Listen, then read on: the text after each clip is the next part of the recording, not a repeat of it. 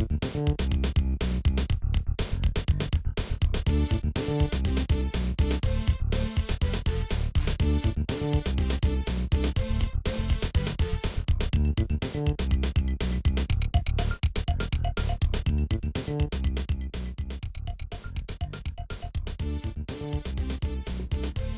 everyone, I'm Captain Logan. How the heck is it going? It is the day before New Year's Eve, so we are right on the heels of 2024. It's New Year's Eve, and you know, I actually thought it was New Year's Eve for part of the day today.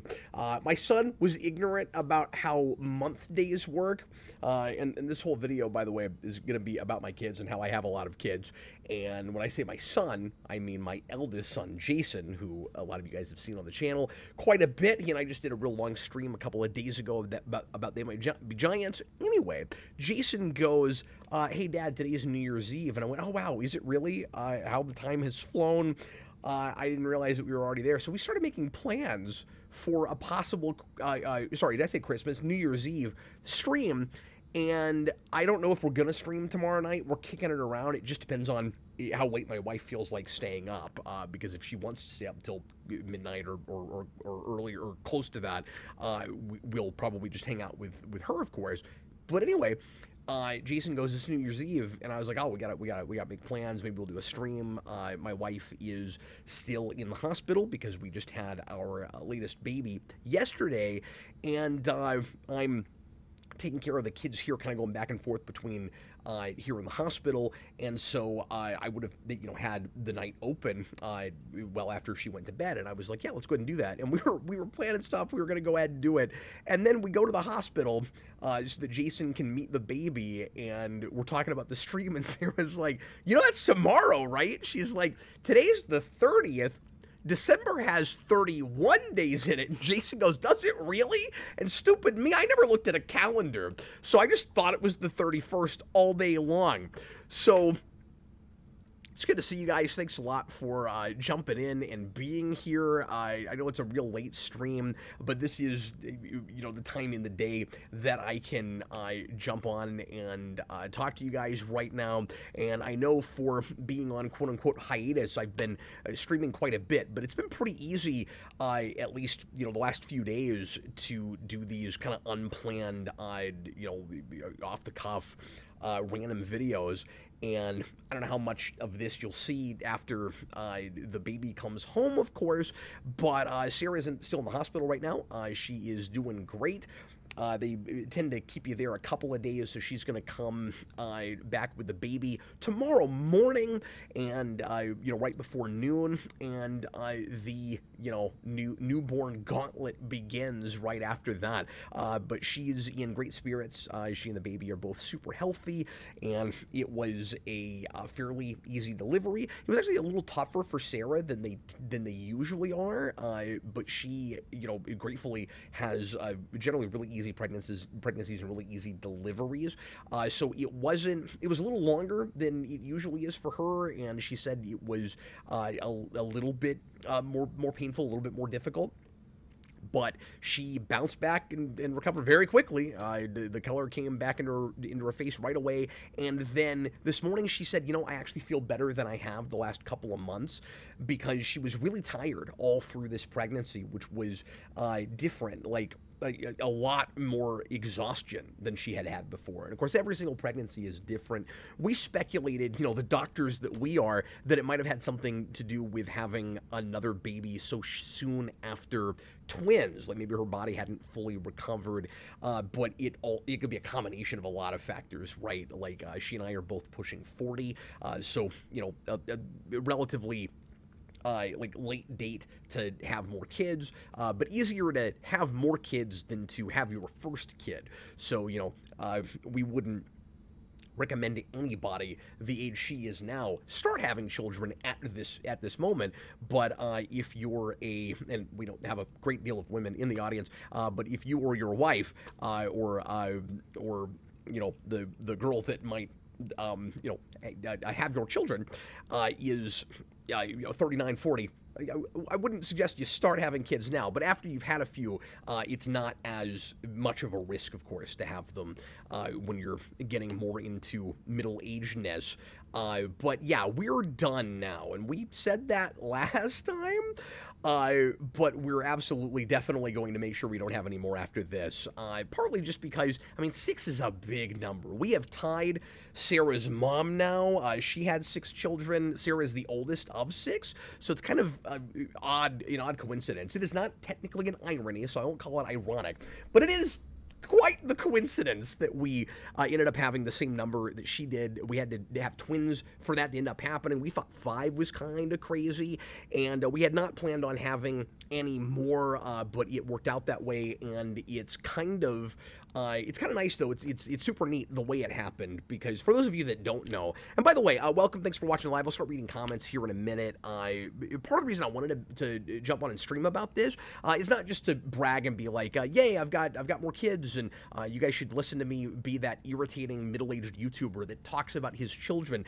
but for, this will be vlog style, a little bit more personal life stuff. I won't get too into, intimate personal details, of course, but is a lot of you guys I've been chatting with for years and years and years, and some of you guys are really interested in this stuff and want to know what's going on in my life, and I find it hard sometimes to strike that balance between talking about personal stuff and keeping it, geeky and, just about comics and superheroes and movies and sci-fi and all of that stuff, because sometimes people will, you can't make everybody happy, but sometimes people will be annoyed and be like, we don't want to hear about your children or your wife or your, weight loss or exercise or any of that personal, not geeky stuff, and I get that. But then there's other folks that will be like, I'll feel the need to mention just in passing for some reason, oh, we have another kid coming. Oh, really? I didn't even realize you had as many as you had in the first place. Why didn't you mention that, Cap? I would like to know that. So this is just for folks that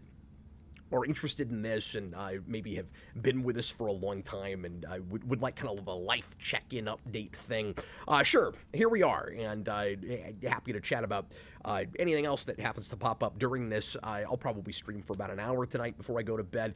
But anyway, where was I going with all of that? I posted the other day, hey, I'm not going to be doing the regular schedule for a while. I don't know how long that's going to be. It might be a hiatus. I might have time to stream here and there, but it'll be haphazard.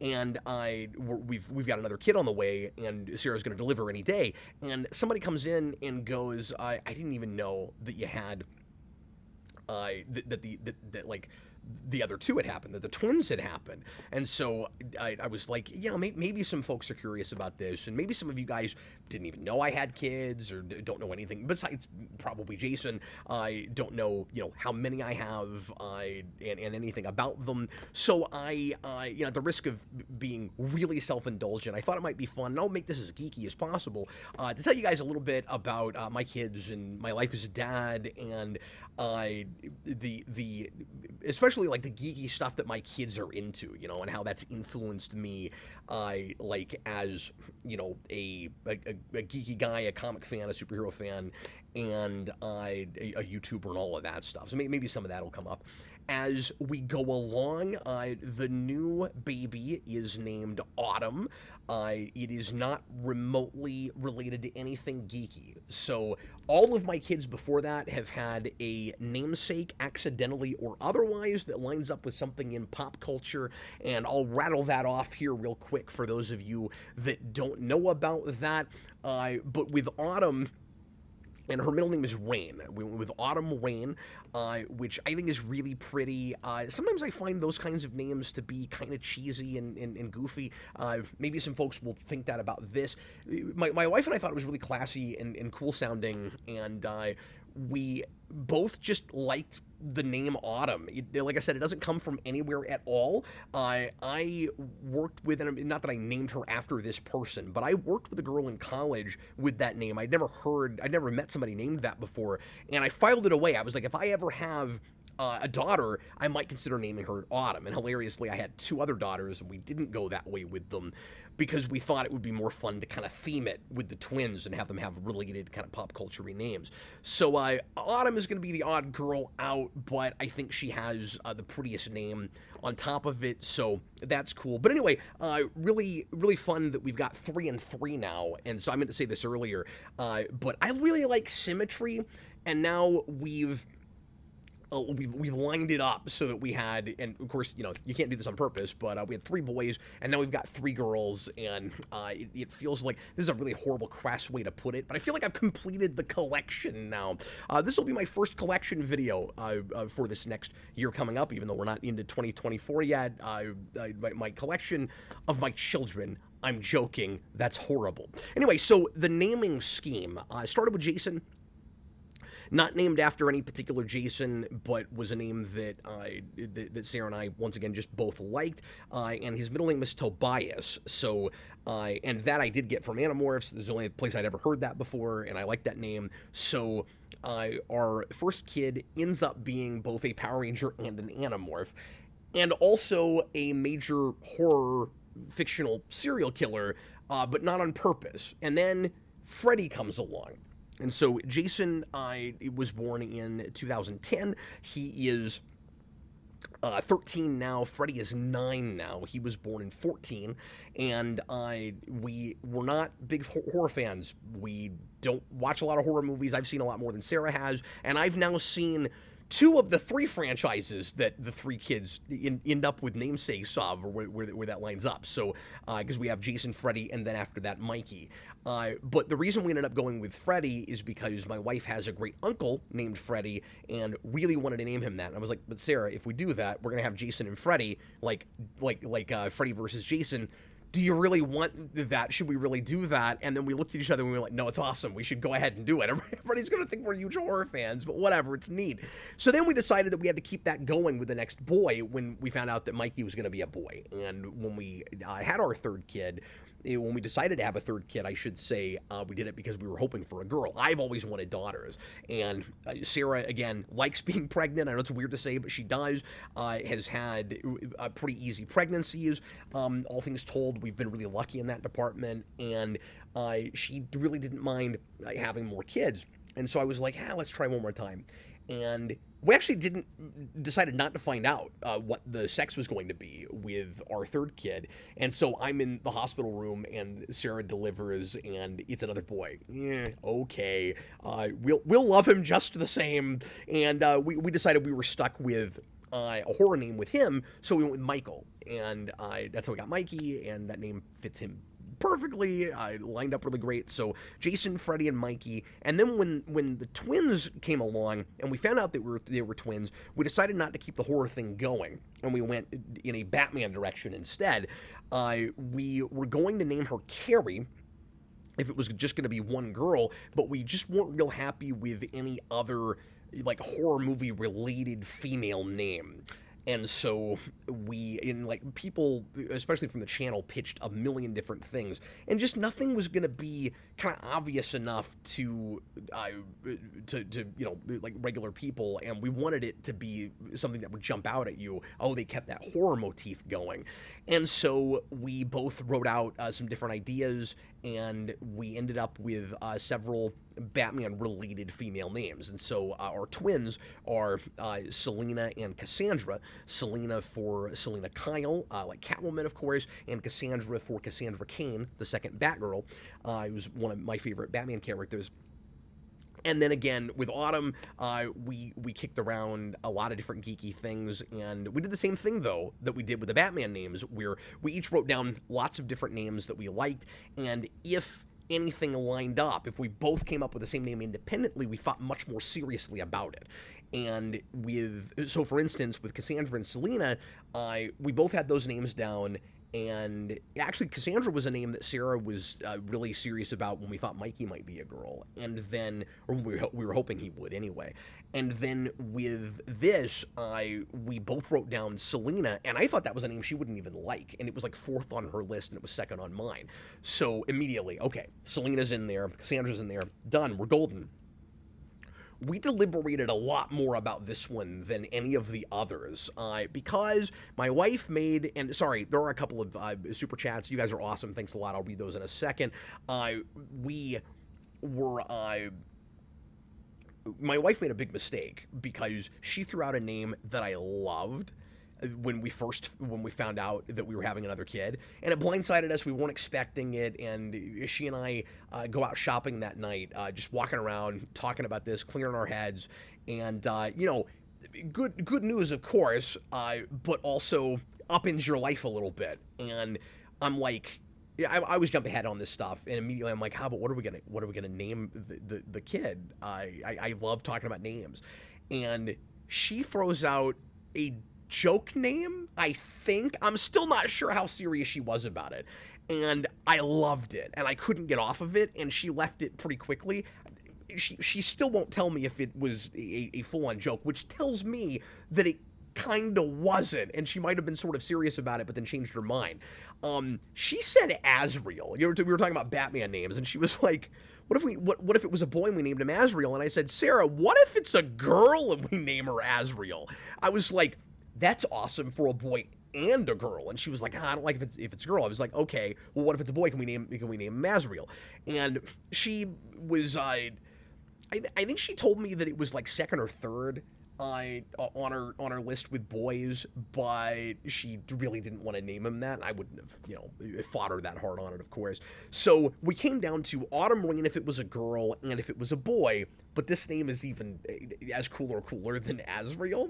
No, not Azrael from the Smurfs, Stonegasman, Azrael from Batman, the Angel of Death. That was the other thing too. Do you really want to name your kid the Angel of Death? Well, look, we got Freddy, Jason, and Mikey. Why the hell not? But anyway, so we had Autumn Rain, and then if it was a boy, Jack Stryker. Hey, how kick-ass of a name is that? And I gotta say, it's not enough to make me want a seventh kid, but it is a little bit sad that I'm never gonna have a kid now named Jack Stryker. It's so freaking cool. And Mikey's a little bit disappointed because Mikey is obsessed with Nightmare Before Christmas, and he was so excited if it was a boy because he'd get to name his brother. He'd get to call his brother Jack Skellington, and that was very exciting for him. But anyway, so eclectic assortment of names. We love them. We're very happy with them. I'm gonna go ahead and read these super chats, and thank you guys for coming in here and chatting with me with this very kind of self-indulgent stream, but again, kind of vlog style thing. Everybody, several people in the comments saying vasectomy. I'll talk about that in a second if you guys really want to get into that. Again, I won't get too horribly personal, but I'll tell you if you're curious why that didn't happen. Since you brought it up, Bag Studios $9.99. Super chat, here is for a super cool baby rattle. Noted, Bag. If not a rattle, I will definitely spend a little bit of cash from you on the baby. That's super nice of you. I appreciate it. We're pretty good in the baby toy department, as you might imagine. But no, I might find some super geeky kind of baby rattle. If I can find a Power Ranger rattle, I will totally spend it on that. But yeah, we're gonna start selling off baby toys and stuff, and I'm glad that we didn't get very far on that since we're having another one. Like, we hadn't gotten rid of hardly any of the girl clothes. And actually, one of Sarah's sisters recently had a girl just this last year and a half ago maybe, and we gave her some things. And now we're taking some of those things back from her since she doesn't need them anymore, and all of a sudden we're gonna need them again.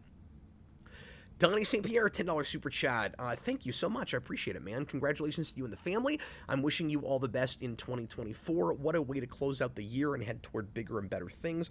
So happy for you, Cap. What a nice note. Wonderfully well written. I appreciate you, Donnie. Thanks, man. Yeah, this has been quite a year. A really odd, whirlwindy kind of thing. I call my life a sitcom. I keep saying my life. I almost called this video tonight that. Like, my life is just a sitcom.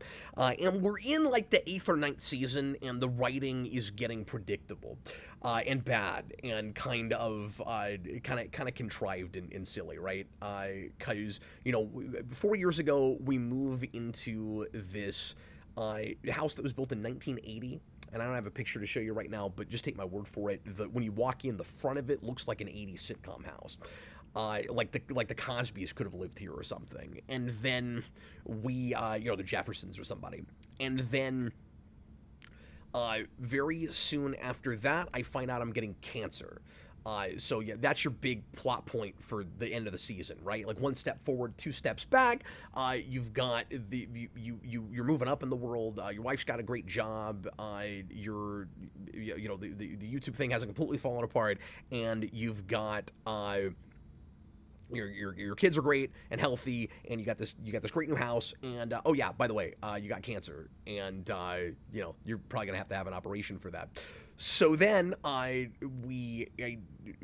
get the operation, it's fine, and I think. I can't actually remember the order this happens in, if we knew we were having twins before or after I had surgery for that. But for those of you that don't know, it was kidney cancer. I never had to deal with any symptoms or anything.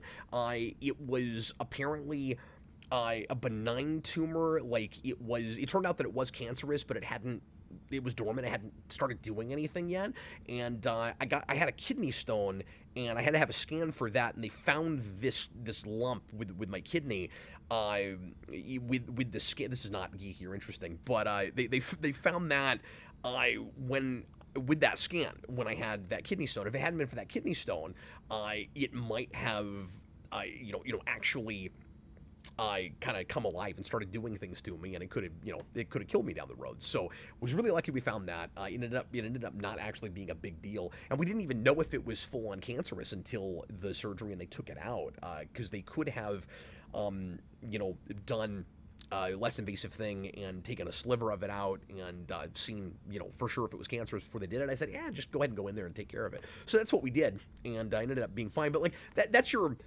like cliffhanger over the season. Oh no, he's got cancer, he's gonna make it, and then it's like Smallville. Your very first episode of the next season, that's fine, no big deal, and then we never talk about it again hardly, right?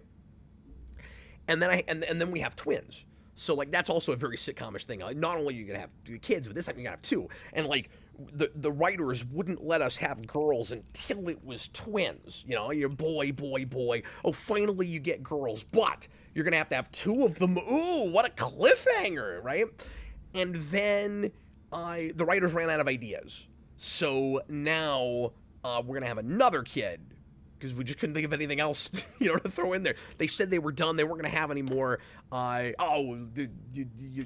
gonna have one more daughter this time, and it's 3 and 3. Look at that writing. Anyway, so my life is a sitcom. But like I said, it's been kind of a wild year, a good year overall. But I say the writing's gotten predictable. If it's a TV show, I certainly didn't see that coming in my real life. Claudio, Miran, $5 Canadian. Thank you so much, appreciate it. Cap, after finishing his collection of 6, now reality can be what I want. Rests on a hill to watch the sunset. No, that doesn't work out, because the difference with this collection versus others is there's a responsibility. You have to. I mean, you do want to take care of your collectibles, but you don't have to feed them and then make sure they learn how to read and keep track of them and make sure they get a good education and then send them to college, and teach them to drive and all of that stuff. So I cannot just sit on a hill and watch the sunset. In some ways, it gets easier, and in some ways it's more complicated, right? I don't know, I do everything big. I can't just have a few kids. I gotta have 6 kids, I can't just have a couple of tattoos. I gotta get there's a pattern with me. I gotta get 12 or more. I tend to kind of overextend myself with things. I do that with the channel too. So in some ways, the more you have, the less of a big deal it is, because when you have just one kid, it feels like you're climbing a mountain every day, and it's all these things you've never done before, and it's this massive responsibility, and it's unpredictable. You don't know. There's difficult parts that you don't know how long it's going to be difficult. When you have twins, it's like that all over again, even though you've done it once before, because it's double the trouble all the time, and you need more hands and you need more help, and you can't do everything by yourself. But then it feels sometimes like, well, if you just keep having kids, A, you've done it before, B, you've gotten more help, and none of it's the first time again, so it's really not that big of a deal. But then you have days where you're like you start, the responsibility creeps in, the just sheer number of kids comes in, and you realize, oh yeah, there is a lot of stuff I got to keep track of. I got to make sure that I'm giving everybody enough of my attention all of the time, and so it's a constant life work balance. I have days where I wonder if it even makes sense to try to stream or do my own thing at all. Like my primary job is being a dad, of course. That's the most important thing that I do, and a lot more helpful for my wife than jumping on and streaming and making the little bit of cash that I do with this versus what she does. My primary motivation for this, of course, is not money at all. But it is, a little bit of extra to help out with the house. So like, I'm glad that I can contribute in that way. But the much more important thing to do is to take care of the kids and to keep the house up as well as I can. Because some of you guys might not know this too, but I also homeschool, or we homeschool, I should say, and we don't take our kids to school. So there's a lot of stuff that goes into that as well, as you might imagine. We put together our own curriculum with a number of, some of it is custom, some of it's our own stuff, and some of it's a mix of different homeschool curricula for different subjects. You got to make sure and log everything. You got to make sure that your kids are, up to where they should be. A lot of it is self-directed, but you still got to keep track of it. You still have to help them out with stuff. There's still a lot of tutoring that happens. So there's not a lot of like straight up getting in front of a class or whatever and lecturing, but a lot of it is kind of self-taught and out of books and stuff. But between the two of us, like we still have to keep up with them with all of that.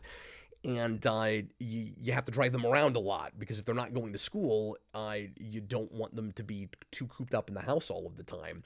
And our reason for homeschooling is not, sheltering them and keeping them away from the world. We want them to have extracurriculars and to make friends and to learn skills they can't learn here, and to have to come up against some of those life challenges that you don't want to shelter them from, or they won't learn nothing, they won't have those kind of street smarts and life skills. So it's important to do all of those things. And so sometimes, so I say all of that just to say, sometimes I'm like, I mean, this is fun, and it makes me feel like I am doing something apart from just being the stay-at-home dad guy, and I'm a creative person, and I need to have an outlet for that. And that's also why I have other hobbies and things too. Is it in some ways kind of irresponsible for me to drop what I'm doing and sit down and do a commentary or review, or lengthy streams and marathons and those kinds of things? And I'll tell you, if there was an iota of worry about that from my wife, or a sense that she thought I was being irresponsible, or that I wasn't pulling my weight enough with the house, or like she raised an eyebrow, oh, really, you're gonna go stream again, I wouldn't be doing this. Sarah is like some 70-80% of the reason that I'm still here, because increasingly, as we've continued to have more kids, I found myself wondering if it's not really the right call, to keep up the YouTube channel. And she wants me to do it. She likes that I have that outlet. She knows that I'm too much of an extrovert, too much of a almost a crazy person. That's probably true too. Too much of a creative person to just take care of the kids and not have that outlet, and not express myself in some way. And I could just be writing, but I'm not an internal kind of person. This helps me out a lot on a personal, kind of social level as well too. And I think that's part of the reason she's always encouraged me. But man, like, the last couple of years especially, I will occasionally go, Sarah, you sure I should keep doing this? You know, where I kind of kicked around. Maybe I should scale it way back, or just not do it, or take like a whole year off or something. I mean, I've considered that. I pitched it with the twins. I pitched it with this, and she's like, "Not do it when you have time." Because she can tell that I still love it, and there's days where with particular things I have to talk about, and the things I'm not happy about with the culture and stuff. I'm not super happy about getting on stream or making a video, and then 5 minutes in, I'm always just at home. I I don't know that I've ever had a video where I spent the whole time just completely dreading the thing. I've dreaded videos before I sit down and do them, but there's usually that place in the middle, even if I didn't really want to make it that day, where I get into a groove and I go, oh yeah, that's right, this is me, I need to be doing this. And so here I am, and that's not to say that I'll necessarily do it forever, but that has a lot to do with why I'm still doing this. This is very rambly. Okay, thank you guys for the super chats. That is all of those for now, unless I missed one. Let me know if I did. Okay, here's a word you never thought you'd hear on the channel: vasectomy. Let me talk about that for a second. So, the timing was bad, and not to make excuses or anything. People have told me, like, if you didn't want another kid, and obviously now we have another kid, and again, it's a girl. We got the three and the three. I'm really excited about it, honestly, seriously. But we said, like, we didn't want any more kids. I really liked having twins at the bottom, because then you don't actually have a baby in the family. And I thought that was really neat, because Mikey did have kind of baby of the family syndrome a little bit, and we had more kind of behavior issues with him that we did with some of the other kids because of that. Nothing we couldn't handle. He's a very normal kid. I think part of the deal with Mikey was he was much more of your normal average kid boy, with a lot of energy, like ripping into stuff, being kind of destructive, and it doesn't mean he needs to be on medicine. It doesn't mean that there's anything wrong with him. In fact, quite the opposite. He's like a normal kid. And Jason and Freddie, in various ways, in different ways from each other, were not normal and were kind of too easy, so we weren't prepared for any of that. And he's really mellowed out at 5. And I mean, he's still got his moments, but he's evening out. He's a lot of fun. I wouldn't have Mikey any other way, of course. But pardon me, give me a second. But anyway, all of that to say, I forgot where I was going with all that, but I'm super happy that I am a dad again now. I know what I was saying. That it would have been nice to have just the twins and not really have the baby in the family thing, because they really complement each other. They help each other out. They don't get bored because they've always got each other. They learn a lot from each other, as well as their older siblings. And there's complicated things you have to deal with twins too. Sharing is harder because they both will sometimes want the same thing, and they're the same age, so they go after a lot of the same stuff. But yeah, it was kind of nice thinking that you wouldn't have a baby in the family anymore, and also just all the stuff that I would never have to do again, baby food and being kept up, all night, having to rock a kid to sleep, only to not be able to put her down because she is constantly crying unless you're holding her, and all of that. I've got kind of like a magic touch when it comes to putting babies to sleep. At least I have so far. I'm not bragging about it. I kind of wish I didn't, because sometimes because I end up being the one that has to hold them all night. Because if I put her down, she's crying. But if I hold her, I got that magic touch. So I'm not going to bed. So, you have those nights. But I see the light at the end of the tunnel better with this one, because we just have dealt with it with the twins, and there were 2 of them, and that's much, much harder. And so I feel a lot more relaxed about this one, where it's like, yeah, I mean, the next 6 months are going to be more hectic. Not as hectic as they were with the twins. And we'll get through it, and it'll be fine. And then I'll be really, really happy that I've got another girl. So why did it end up happening then? If I didn't want any more, we could have just not had any more. How hard is that? Well, you got COVID, and so I couldn't leave the house. I couldn't, make the surgery thing happen. I had cancer, and I had to get that surgery. And that was at the tail end of COVID. So that was spooky. There weren't very many people in the hospital. Everybody's wearing a mask. You have to wear a mask except for when you're in the, the actual hospital room. No, but you couldn't have visitors. My wife couldn't even come. That was wild. And then the twins come, and I couldn't go get that done while we had the twins because you're for the first several months of their life, because I couldn't afford to be laid up for a week. And it takes at least 4 or 5 days apparently to recover from that. It's apparently not a really difficult recovery, but you're not really supposed to get up and move around, and you're taking care of 2 babies and then like early toddlers all by yourself when your wife's at work. And I had some friends and people that would occasionally come over, and family and stuff that would occasionally come over and help me out. But much of the time I was alone, and there wasn't anybody that could come for a whole week, and stay with us. So what was I going to do? I had to keep putting it off and putting it off and putting it off. And at the point that I finally told Sarah, I need to go get the surgery. Let's do that. We found out, like, I want to say a week after that, or maybe a few days after that, that she was pregnant again. And it wouldn't have mattered anyway, because apparently it takes a few months after you get that surgery to where it's full on permanent. So I could have gotten it 3 months before that, and you wouldn't know for sure. So weird that I'm talking about contraceptives on the channel, but here we are. The 2 major ways that you can be nearly, fairly certain that you're not going, well, I guess 3, obviously you can just not be intimate with your partner, I guess. But I've got a good defense for that as well.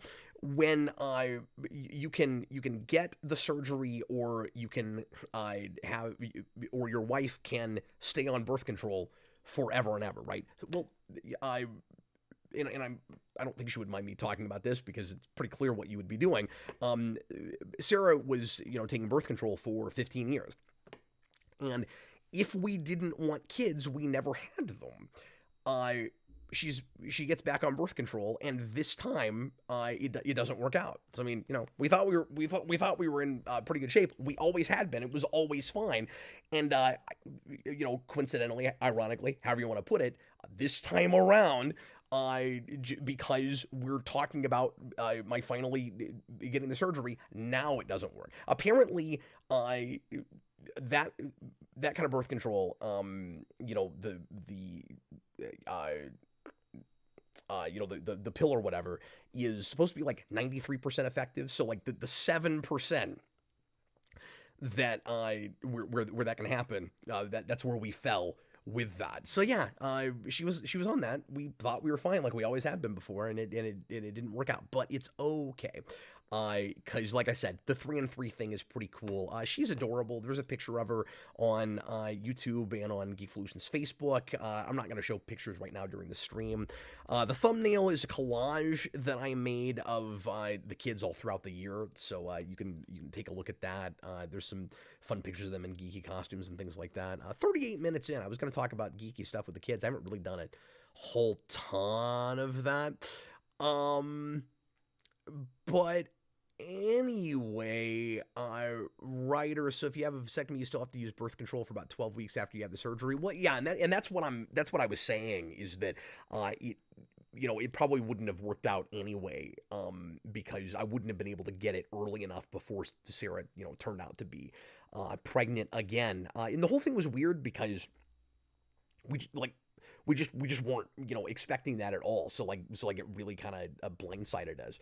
But it wasn't like horrible news or anything. It was just like, okay, our lives are uprooted a little bit. There was a little bit of disappointment, of course, because we had gotten really used to having, more free time again. And the girls are, 2.5. And so, they're self-sustaining enough now that you get more free time. I mean, you still, you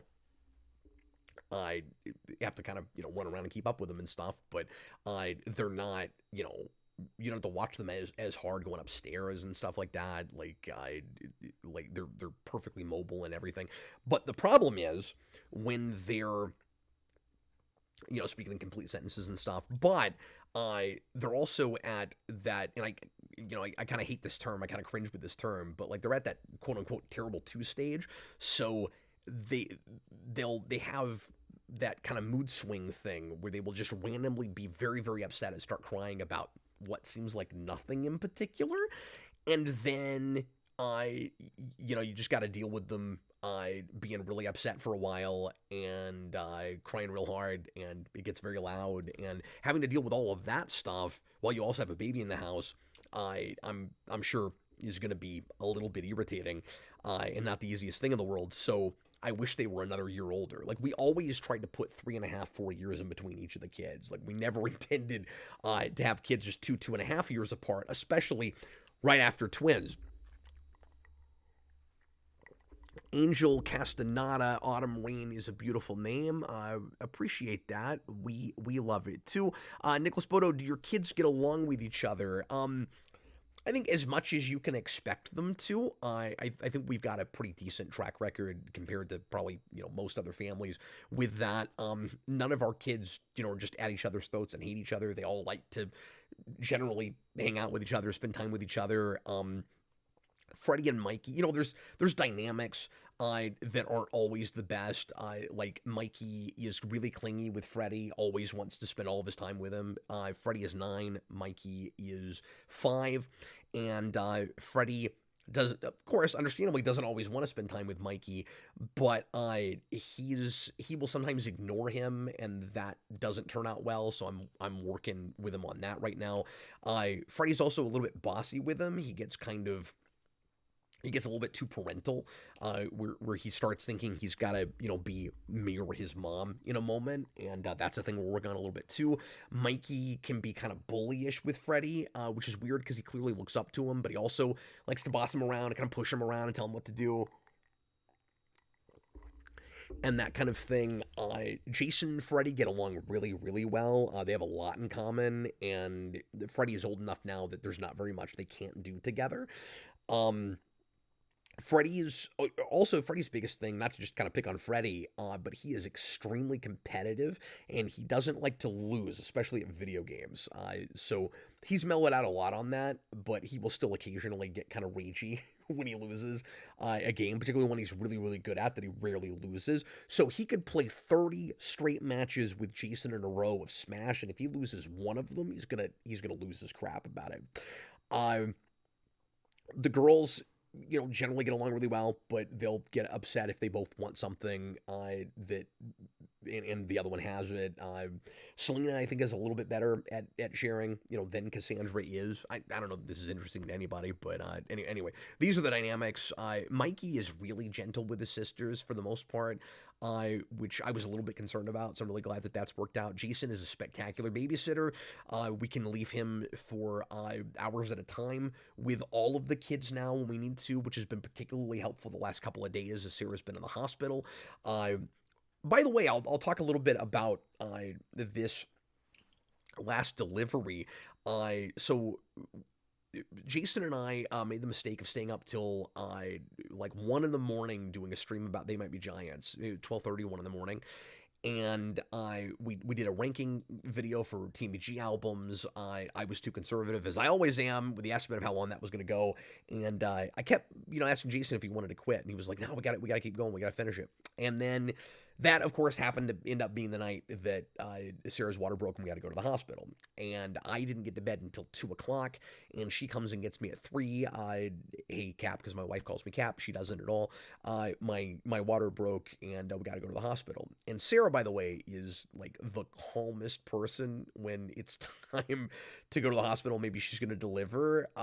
She's really kind of dragging her feet. I'm like, Sarah, we should probably hurry up and get in the car. She's like, no, I'm good. She would have driven herself if I'd let her. That's my wife. The most independent and like self-sufficient person I know, not just woman, person, and like to a fault. I would have to constantly remind her when she's 8.5 months pregnant, hey, you probably shouldn't get on your hands and knees to like move laundry over or like clean something. Like, let me take care of that. You don't need to get in the floor and do that with the kids. I can take care of it. I can do that. she's changing diapers like on the floor, like 3 days before she delivers. I'm like, Sarah, I can take care of this. Don't worry about it. She's awesome, but I also kind of worry about the risk that she's accidentally taking. And what'll happen is it isn't that she's oh God, I don't want help, or don't hold my hand, don't baby me. Like, we've never had that argument.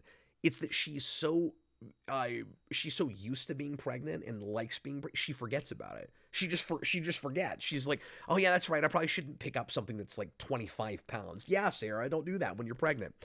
So anyway, let me read the super chat real quick. Senior Sticks, $2 super chat. Thanks. Now you got to form the Geekvolution family band. That is a spectacular idea. We should do that. Jason and I have talked about doing some kind of a band for years, and I just got to get proficient at an instrument. And I guess so does he. He can play saxophone. He's something of a novice at that. He could get better at the saxophone, but I don't have an instrument that I'm even remotely proficient at. So I need to finally hurry up and get on that. But yeah, that's a fun idea.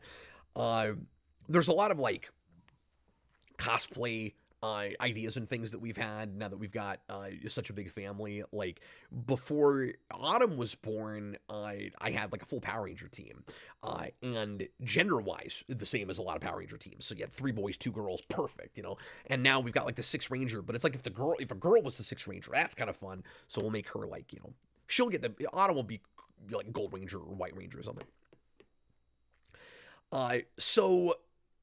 Yeah, Senior Sticks, that's a great idea. I'll play the spoons in the rock band. Spectacular. Why didn't I think of that? I'll just do the triangle. So I get an hour of sleep that night. Today is Saturday, so this was Thursday. Get an hour of sleep, and all the way to the hospital, I'm not completely sure that I'm actually awake and I'm not dreaming. Like, that's how out of it I am. And I kept thinking, like, well, this would be a nightmare I would have, or if not a nightmare, just a dream. Sarah wakes me up like immediately after I go to bed, and we got to go to the hospital. I just kept waiting to wake up, and when we got to the hospital, it finally set in. I was like, okay, I'm definitely awake. So probably not the best time to be driving, but like, what else was I gonna do? I wasn't gonna let my pregnant wife drive herself to the hospital, even though she would have done it. So that was 3 in the morning, like I said, and we were in the hospital.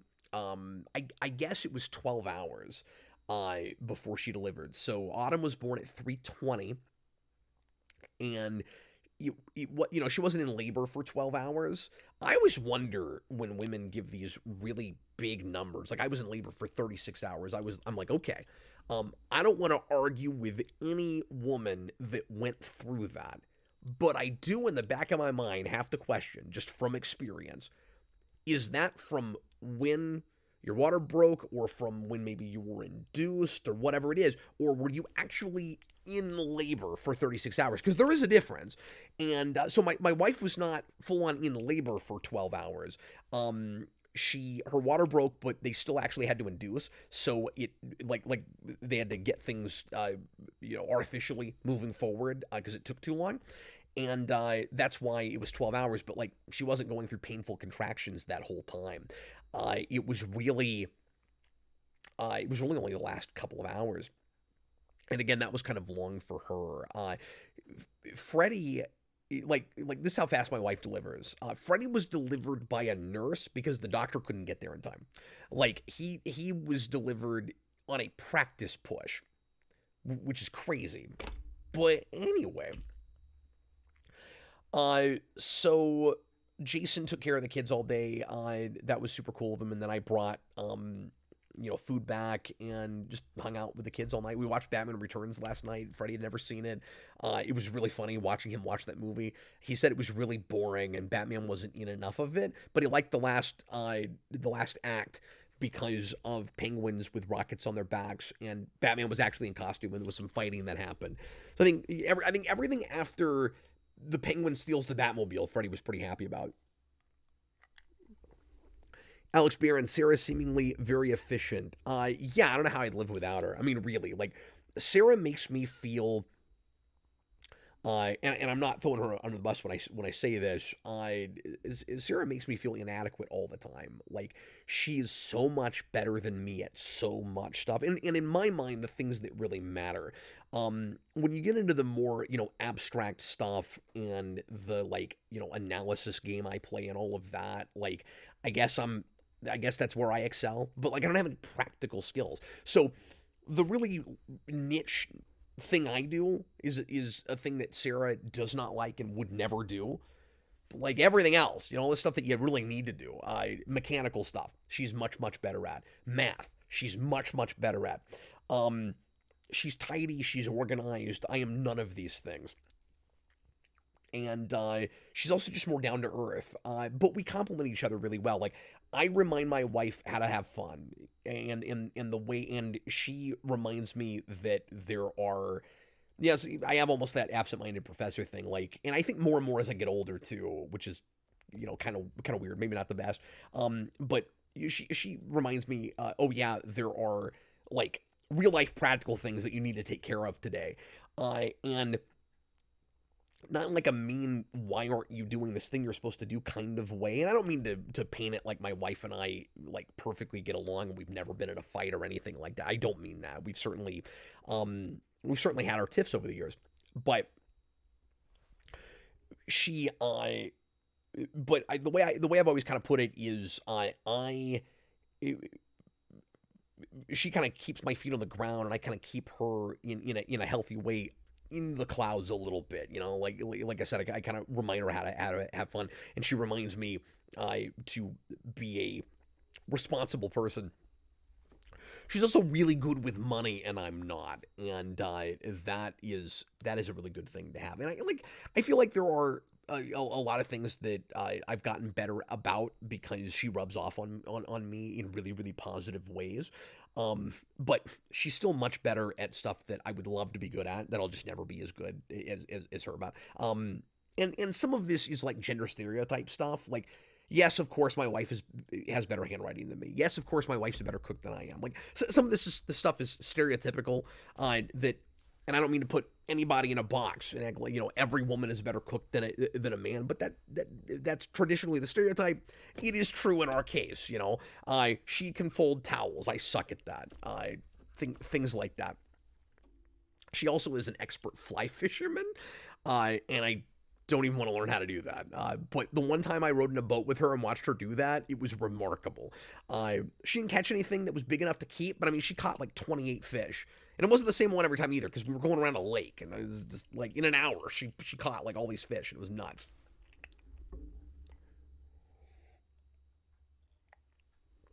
Okay, so I wanted to talk a little bit about my kids, like kind of geeky interests, like the stuff that we talk about on the channel. What are the things that they've actually latched onto? Because I just because you've got your own obsessions and you're really into stuff doesn't mean that your kids are going to latch onto them.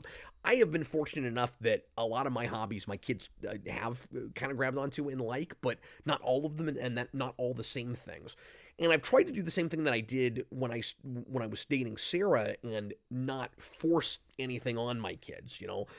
Sarah's a gigantic Star Trek fan, and I was really kind of careful with Star Trek and trying not to put it in her face too much. She had never seen an episode when I met her. She knows it as well or better than I do now. And I've told this story before, but Sarah was between being an architect and a linguist when she went to college. And because she was into languages, the Klingon thing came up one day. And she was curious about it. She was like, well, can I see an episode? And I was like, sure. Like, I was trepidatious because again, I didn't want her to feel like I was forcing it on her. So I showed her a Klingon episode of TNG, and she was hooked after that. She started seeking it out herself. I took her to her first convention like a couple of months after that. And she helped me run a Star Trek club later, and the rest of that was all history. And it's still kind of our big favorite hobby together. Some of the kids have really latched on to Star Trek, and some of them not as much, but they all enjoy it enough that we watch it as a family. Some, not constantly. Much to my wife's chagrin, she'd love it if we watched it more. But anyway, so Jason is a massive Trekkie. and has worked on trying to get to know it really well, and he is obsessed with researching things. And that's one of the things that he's done a lot of research on. He is not as into Trek as he is video games and They Might Be Giants and now Hamilton. Oh my God, he knows everything there is to know about that. And some other weird, random, unrelated things. But he'd certainly like to get to that place with it. Freddie has come to like Star Trek a lot more. Just this last summer, he and Jason were watching a lot together, and Jason, I think, is a more of a classical Star Trek fan. Like, he loves TOS, he loves TNG, at least classical from my perspective with my generation. Freddie really likes Voyager, and in particular, like Doctor episodes. That's his favorite stuff. I think Mikey is starting to appreciate Trek a little bit, but he doesn't tend to sit through like a whole episode, and so I don't know where his interests with that lie. And when we get to the twins, of course, they're just two, so malleable. Still, like, I mean, your brain still continues to form all the way up to teenager, but like, it's going to be a while before we know what exactly their big mainstream hobbies moving forward are going to be. But right now, Cassandra's the one of the two twins that will sit all the way through a Star Trek episode, and they love coming into the bunker because I don't bring them down here that much. There's just, a lot of stuff they can kind of hurt themselves on if I'm not watching them close enough, and you don't want to break anything, but they're very, very careful with stuff in a way Mikey wasn't. Like, I had to keep Mikey away from a lot of my collection and stuff when he was that age.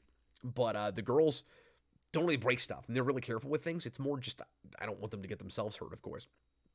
So when I bring them down, it's kind of rare, and it's me, watching them like a hawk and sitting down and doing stuff with them. And last week, this is just an aside, but last week, Cassandra was getting really upset again about nothing in particular, nothing we could figure out.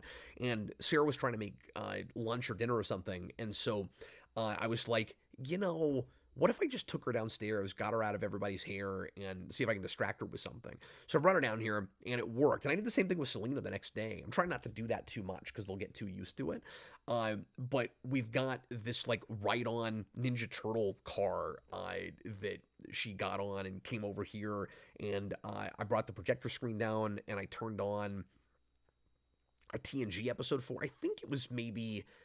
Was it a matter of time? Was it my favorite episode? Berlinghoff Rasmussen? I can't remember. But I turned on a TNG episode, and about 20 minutes in or less, I had to go upstairs for something, and I had to send Jason down. I had to talk to my dad on the phone, and I had to send Jason down to watch her. She sat through that whole episode. So that was cool. So right now, she's the Star Trek kid of the two, I guess. And I've got a big stuffed Gorn. They love that. They both love my Star Trek Build-A-Bears, though. They sleep with those some. They've both been on a big Ninja Turtles kick this year. They were both Ninja Turtles for Halloween, and I gave them Build-A-Bear Ninja Turtles for Christmas. They love them. They carry them around everywhere. They took them to the hospital today. When I took them to meet their baby sister, who they were very excited to meet, and I both got to, kind of help hold, and that was a really, cute, fun experience for them. And anyway, I don't know, I'm jumping all over the place. Other things that each of my kids are really into. So, superhero-wise, I have a hard time remembering what movies and things I've shown my kids, and time works differently when you're an adult, particularly a middle-aged adult with a lot of kids, than it does for the children themselves. So it's like real life versus internet time, right? Like, for me, these days, 3 or 5 years feels like a year that would have when I was younger. And it's the opposite for kids. And even Jason at 13, I'm sure the time is moving much, much slower than it is for me. So I could show even Jason, but especially like Freddie or Mikey, I could show one of them, let's say Batman Begins, and then 3 years pass, and I'm like, and one of them is like, I don't remember, did I see that movie or not? Because it's been so long. And I'll be like, didn't we just watch that? So I can never remember exactly which ones they've seen. Everybody in the house likes Batman. probably to nobody's surprise, and I mean we are inundated, surrounded by Batman. So it's always been a huge, massive hobby for me. So it's just around, and they're used to it. But they all really like Batman, and everybody loves the animated series, and a lot of them want to watch it all the time. And the girls especially have latched on to Batman TAS. They want to watch it. I say all the time. If I turn it on, they will sit down and they will watch at least most of an episode. Um, the movie that Mikey and Freddy have latched on to the most is Mask of the Phantasm. Batman comes up, that's the one they want to watch. They also like Batman Forever a lot, and Freddy is hilarious because he tends to like, it was funny because he called Batman Returns boring, but he tends to like long movies that a lot of people find boring. So he loves Independence Day and he loves Dark Knight Rises. It's hilarious. And he will say, yeah, they're boring, but that's what I like about them. I don't know what to make of that, but that is Freddy. And then they all like Spider-Man. That seems to be kind of standard for most younger kids. It's always kind of hard to decide, why you don't want your kids to watch certain programming that is like for kids, because sometimes it's I just like don't think I would have liked that when I was a kid, or I don't like that they make shows like that. But like, is that really a reason to not show it to them? Is there anything detrimental about it? Like, is there anything wrong with it? So, for instance, you get things like Paw Patrol and stuff that I think is just devoid of any kind of substance at all, and I really don't like it. But like, it's not offensive and it's not harmful. I don't think it's good watch or should watch too much of that. But like, is it fair for me to complain about formulaic and same thing every time when I like Power Rangers, and my kids are all Power Rangers fans, and we do a lot of Power Rangers in the house, probably too much Power Rangers. But it's funny, we do like video games and board games kind of more than watching it. But I mean, they watch quite a bit of Power Rangers too. And then you get things like Neo Saban Power Rangers, where I'm like, like the spark is gone. It feels like it's completely devoid of substance, and then I'm like, but I mean, it's Power Rangers. Like, is it just because I don't like it? Should I not let them watch it? So I brought that up to say, Mikey likes stuff, and Freddy too, like Spidey and His Amazing Friends on Disney Plus, with Spider-Man and Spider-Gwen and Ghost Spider and Spin, who is Miles Morales, because Miles Morales is also Spider-Man, but you don't want to confuse the kid, so he has to have a name. And like, I always wanted Miles to get his own name and not be another Spider-Man, but Spin is goofy. Like, no, that's not what he should. I'm glad that they never decided to call him in that in 616, to my knowledge. But anyway, that's what he is in that show. But you get things like that where I'm like, okay, there's not really. It feels, what is the word I'm looking for? It feels sterile. There's just nothing in it.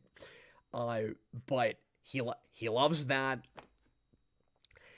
And but yeah, that's kind of so Batman and Spider-Man are the two big superhero things. They all like the Tick. I haven't shown them a ton of Tick, but whenever I put it on, they all seem to like it. Jason and Freddy have both seen quite a bit of MCU stuff. Mikey loves Iron Man, and you'd think at the age of 5 would maybe be bored by that first movie, but he likes to watch it by himself. He loves that movie, in all of them, 2 and 3.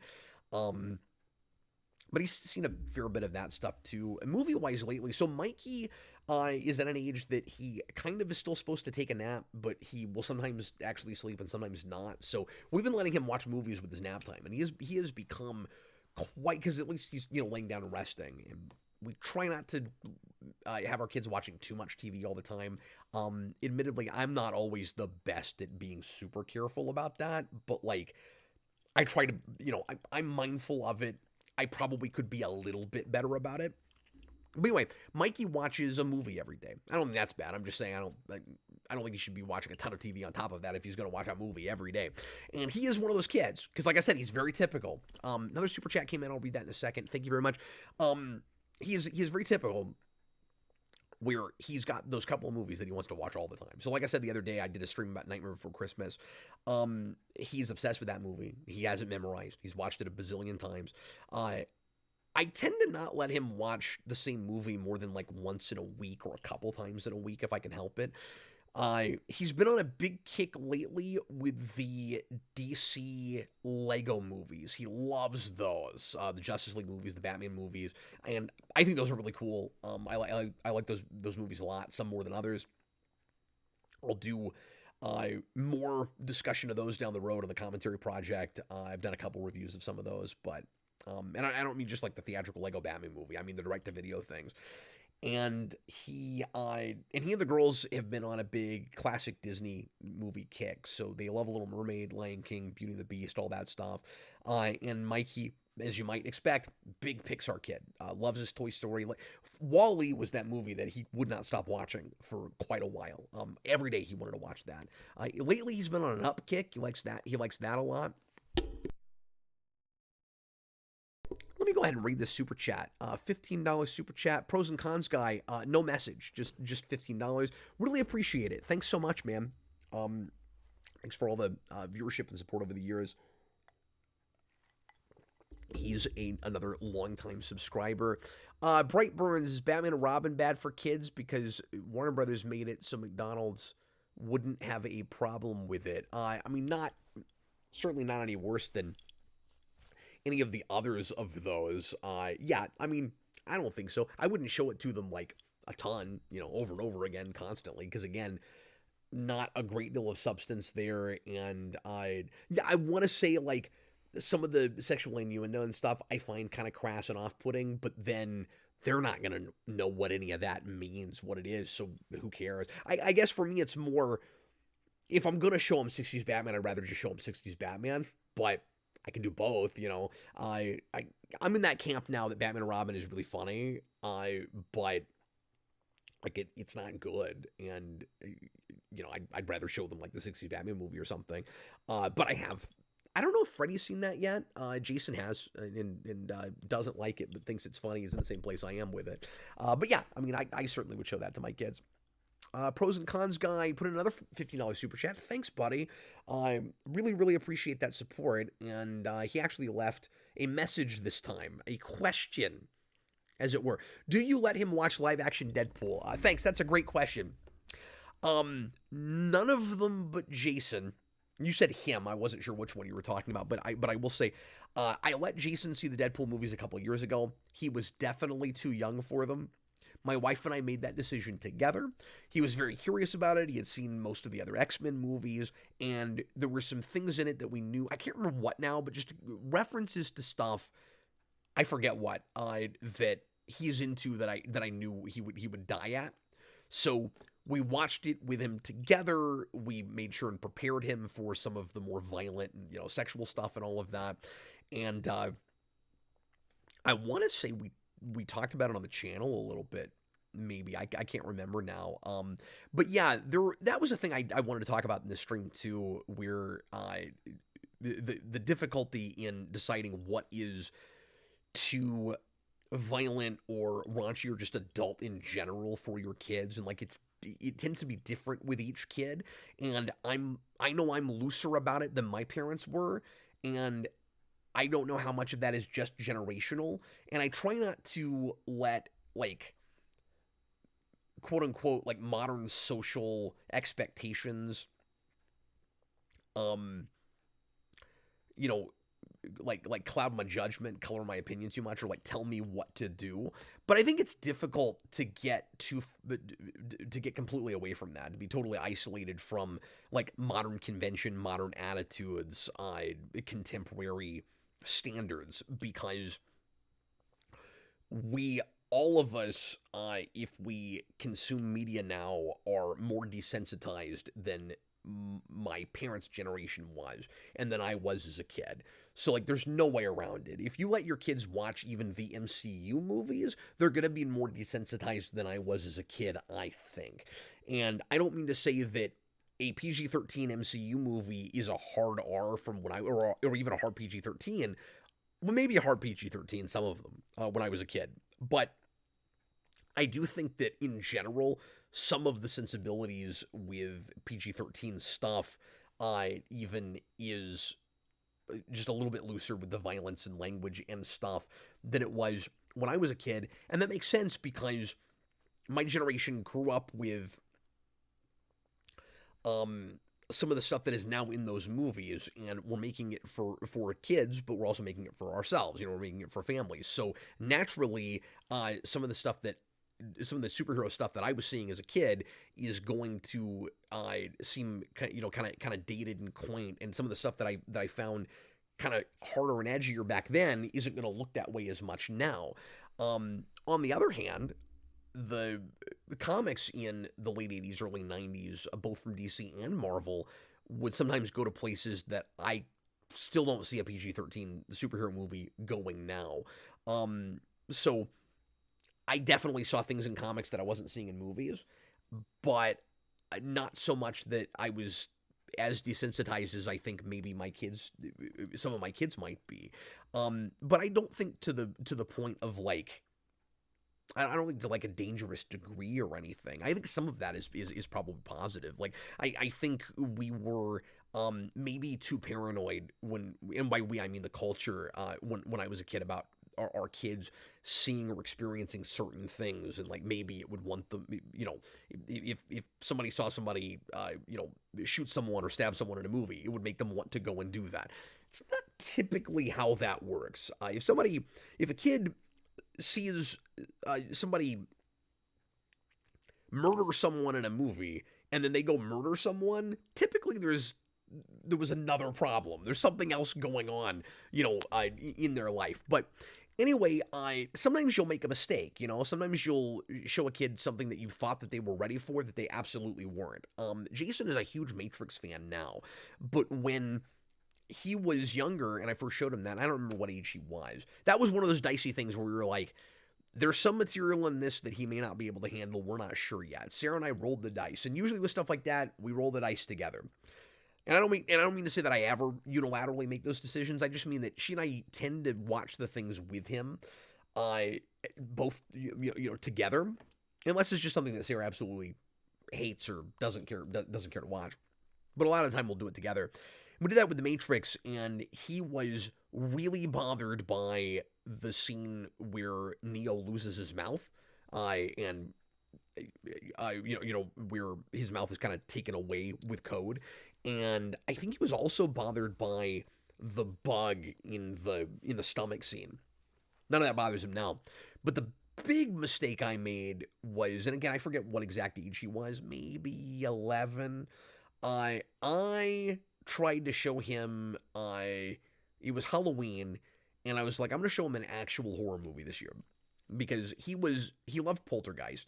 And Poltergeist technically is an actual horror movie, but it was PG-13. It was kind of built for families. I can see a kid actually being freaked out by that, and he wasn't.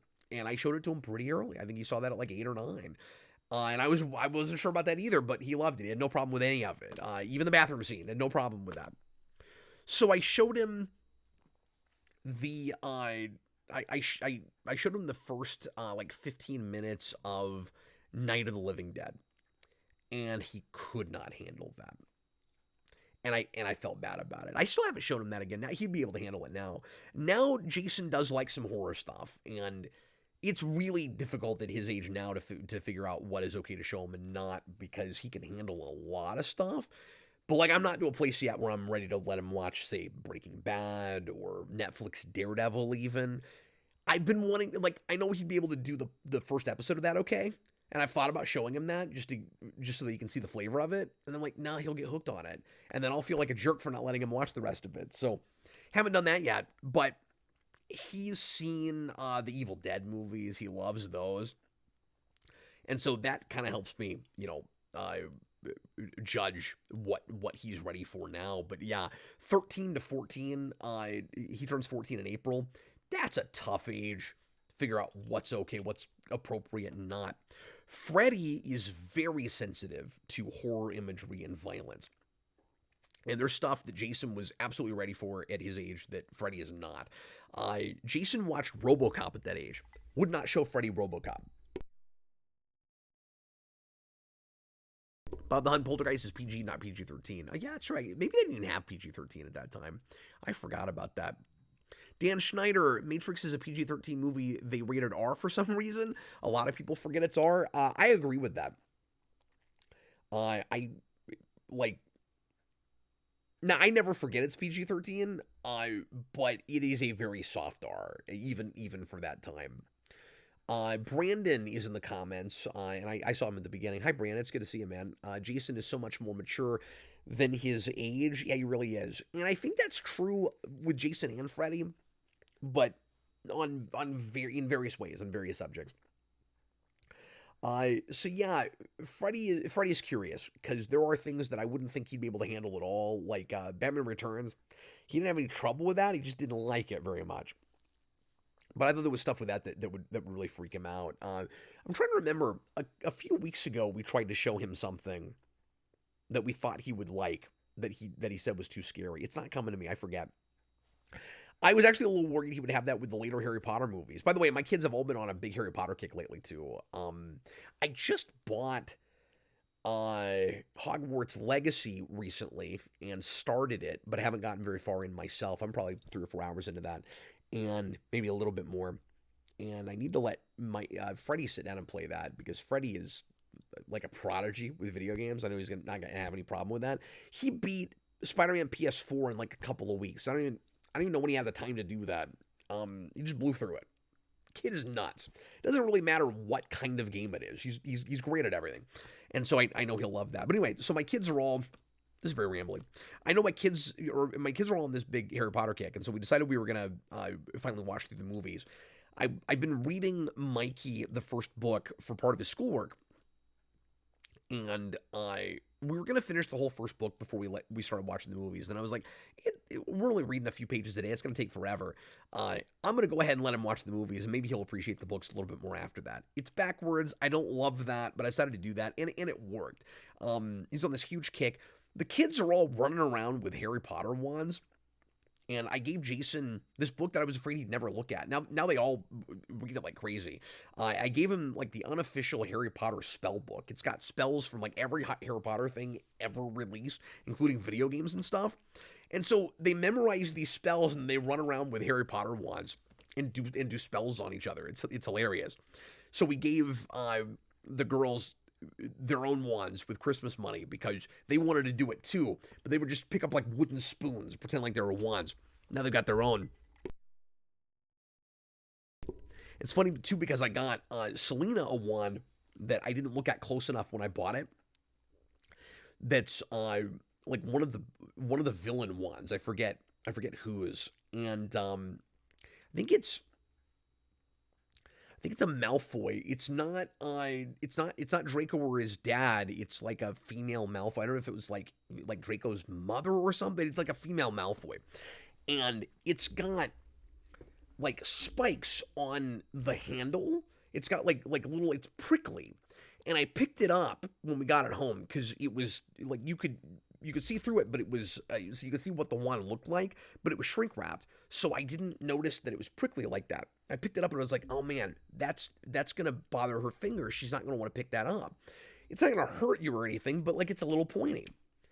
And I guess little kids like different textures because she picked it up and immediately, like I thought it was a little pointy, and she immediately starts running her hands up and down it. She's like, this is great.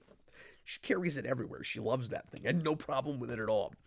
But anyway, so I was worried that some of the later Harry Potter movies would bother Freddy and he'd be kind of scared of them. And maybe he eased into them because they start so light and they get darker and heavier as they go, and it kind of eases him into it. But also, he just couldn't take the dark stuff seriously. Every time Voldemort was on screen, he was laughing his face off. He thought Voldemort was hilarious. Like, this guy's not scary, Dad. I don't know what's supposed to be scary about this. He's hilarious. And why doesn't he have a nose? We watched all those as a family, and the funniest thing, not that we were talking all through them, but occasionally one of the kids would make a comment. The funniest thing that anybody said through all 8 of those movies, they all fell asleep watching 7 Part 1. They couldn't even deal with that. The funniest thing anybody said through any of that was when Jason goes, who is it? Is it Dumbledore? Somebody talking about Voldemort has that really dramatic line where he's like, he has something. I can't remember which character it was.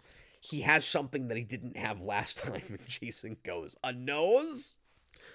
Um, no, not a nose. He doesn't have that. Robert Wild, $2 super chat. Have you shown them Batman Sub-Zero yet? Nah, I mean, hasn't been a priority.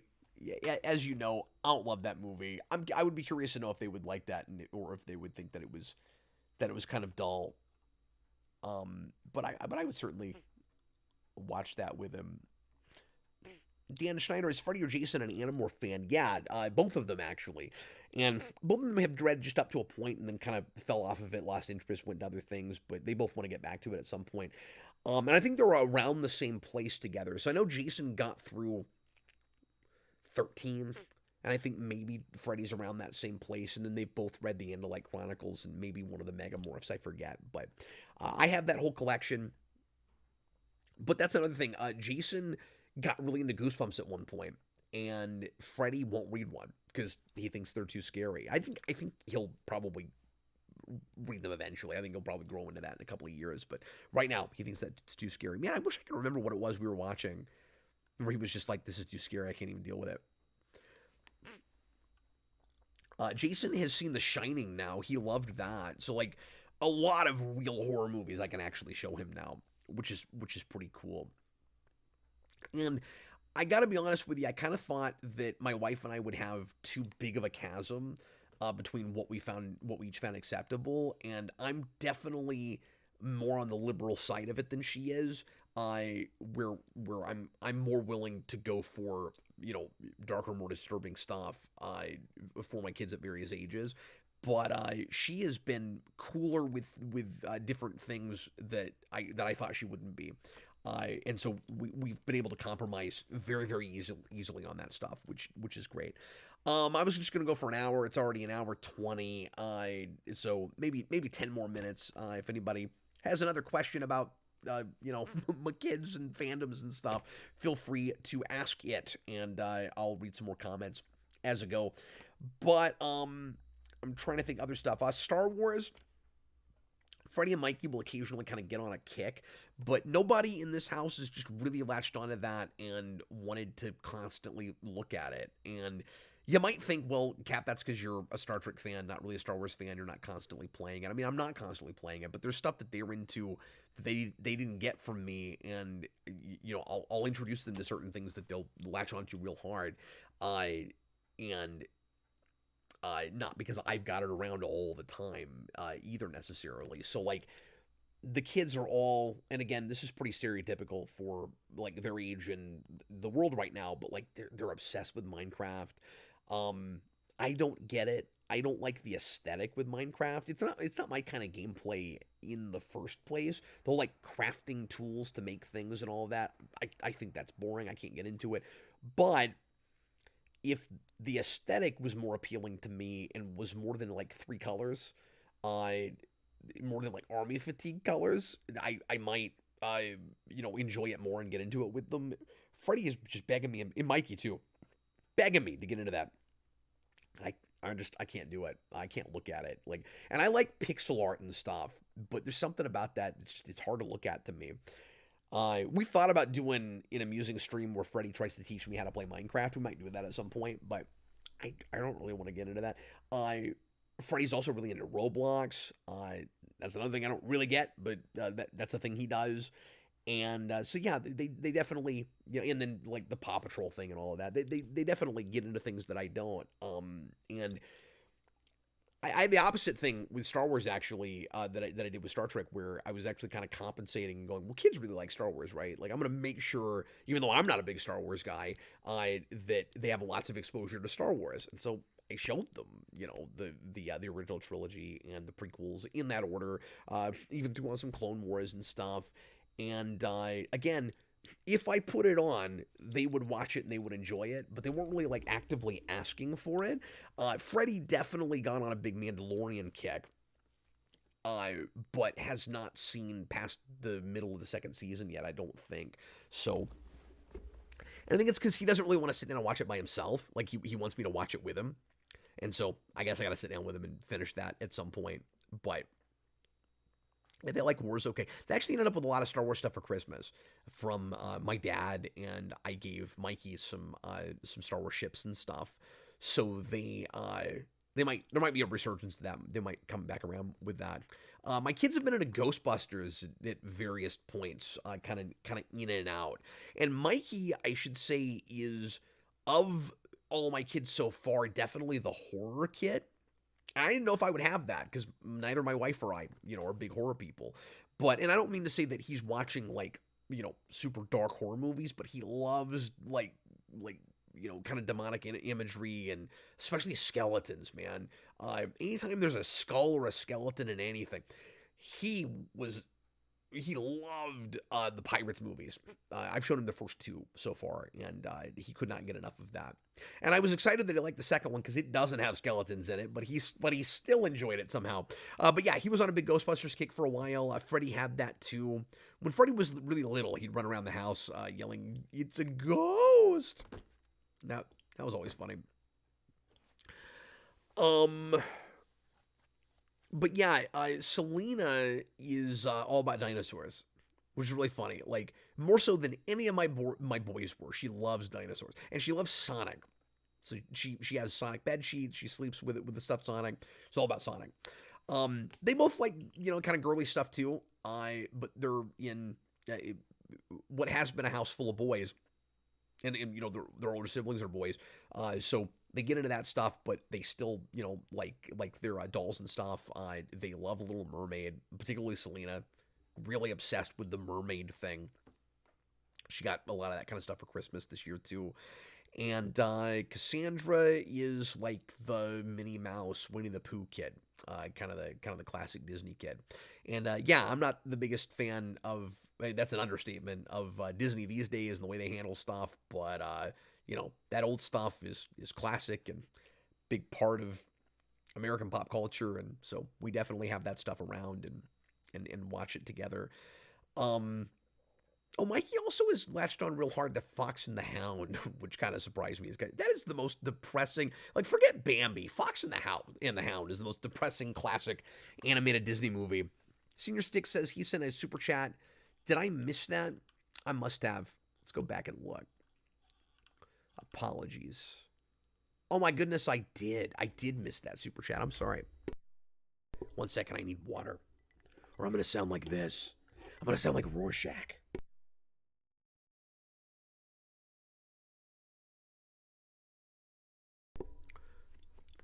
You'll look up and say you're gonna read that super chat, and I'll whisper, no. Senior Six $2 super chat. Are you gonna become the next Shay Carl YouTuber? Over my head, I have no idea what that means. Somebody, apologies. I'm very out of touch when it comes to a lot of YouTube and modern pop culture stuff. I have no idea what that means. Somebody will have to explain that to me. Let's read what people are saying. Roboters. It's too bad Ghostbusters merch fell so much. It was a great franchise for young kids who were scared they were really catered to kids when the cartoon and sequel were in full swing. Yeah, but there's occasionally still good Ghostbuster stuff and actually, aimed at younger kids. Occasionally they'll put out like, proton packs and wands and stuff. And there's been good stuff from like Pop and Playmobil and things like that.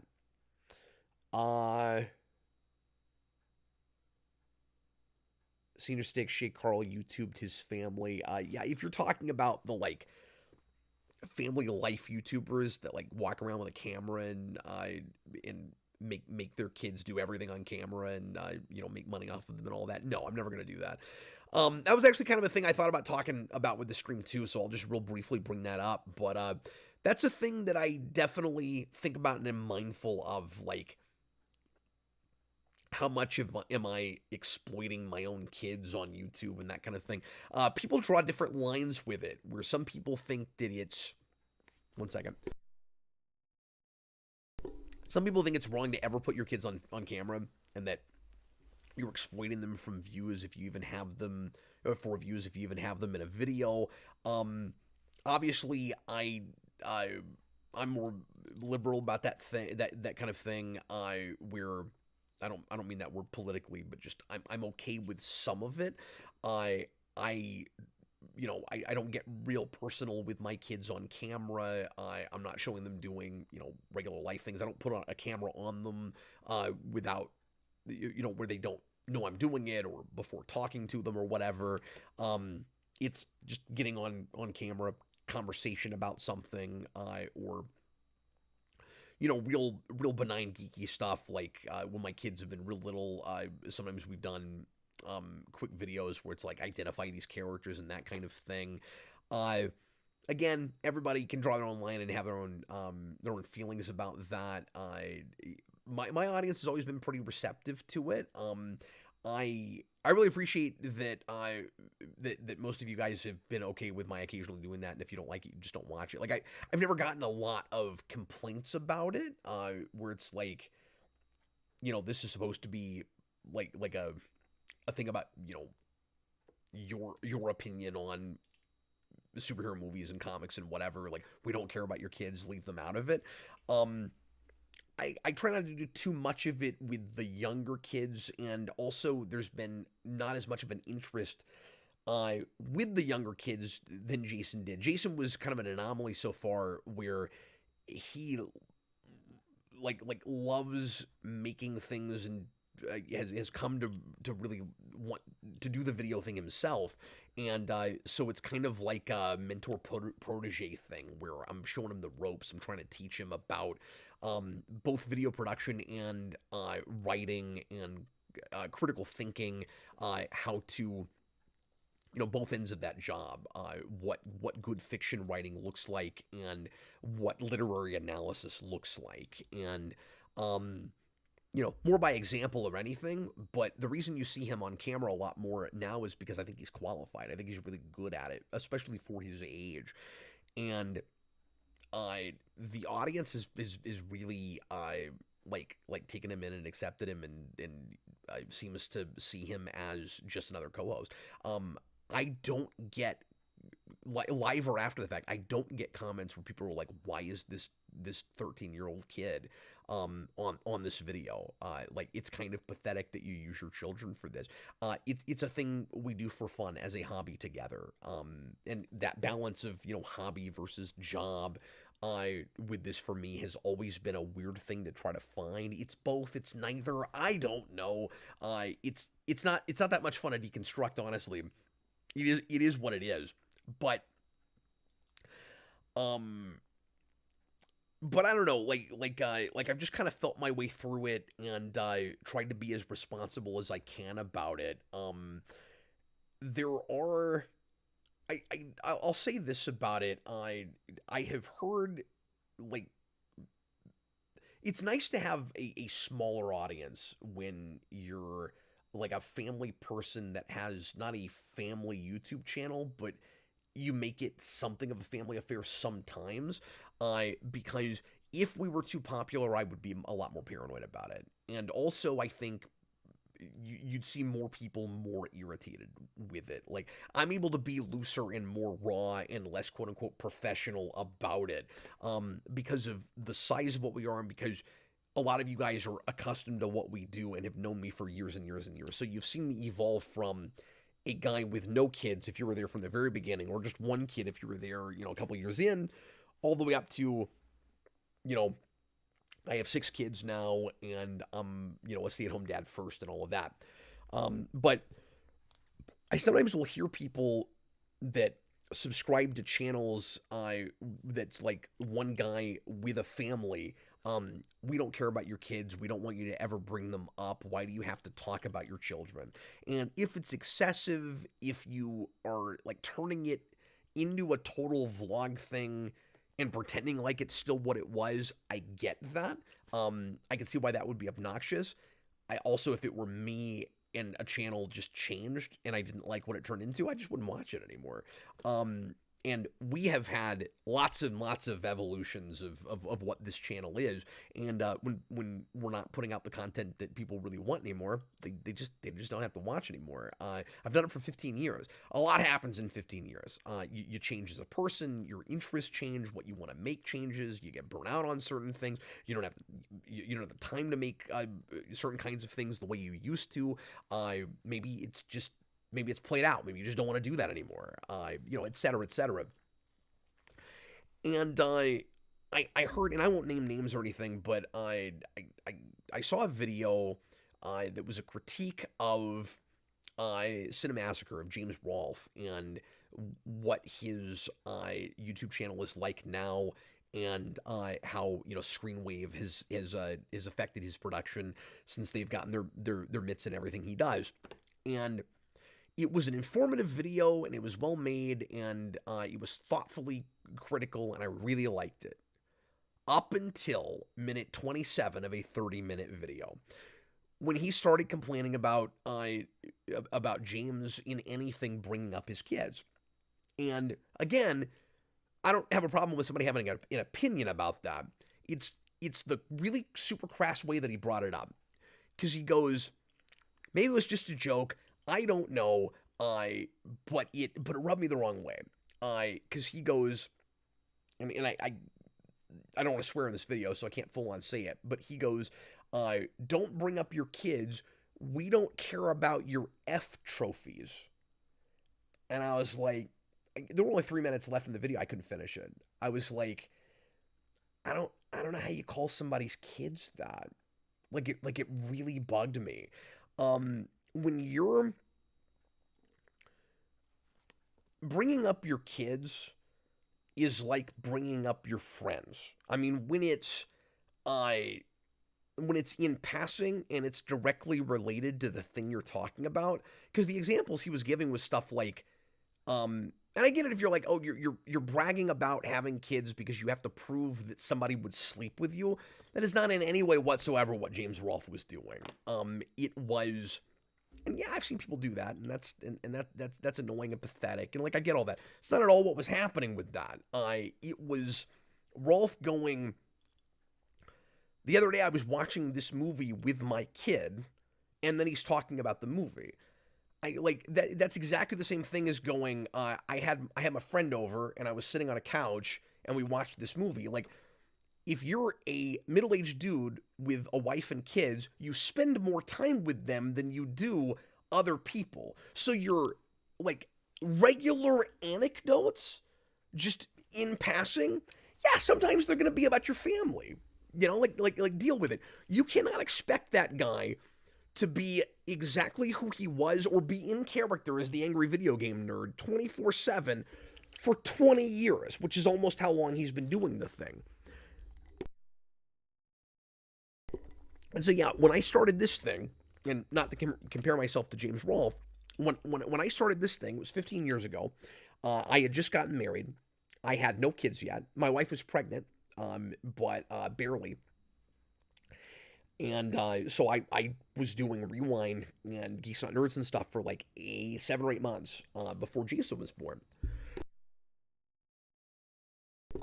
Pardon me. I'm going to finish up here in a couple minutes. And, see, I just have no concept of time.